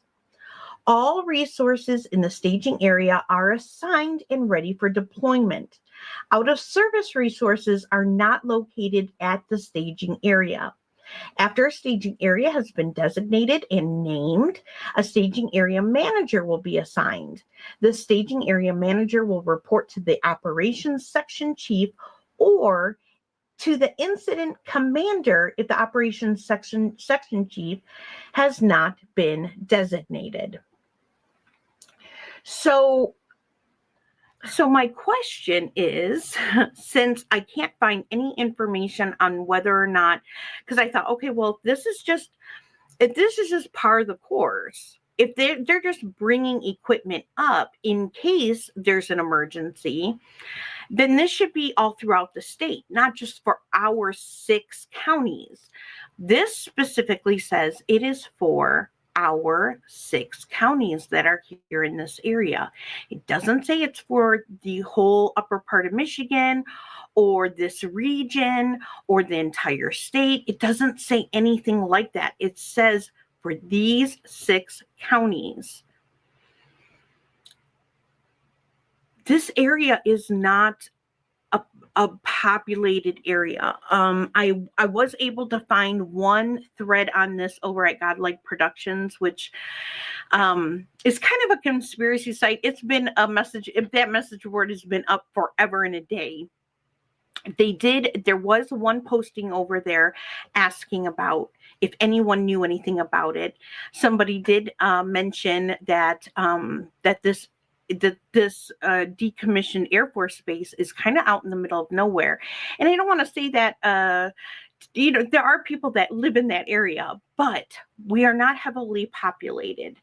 And a lot of people that are up here in this area, we're a high tourist area. So the spring, the summer months, very busy. This time, we have hunters. It's bow season. So we have a lot of deer hunting that's happening right now. But other than that, everybody's kind of closed up their houses, their cabins, their chalets, their summer homes, their campers, and they've kind of gone home for the year.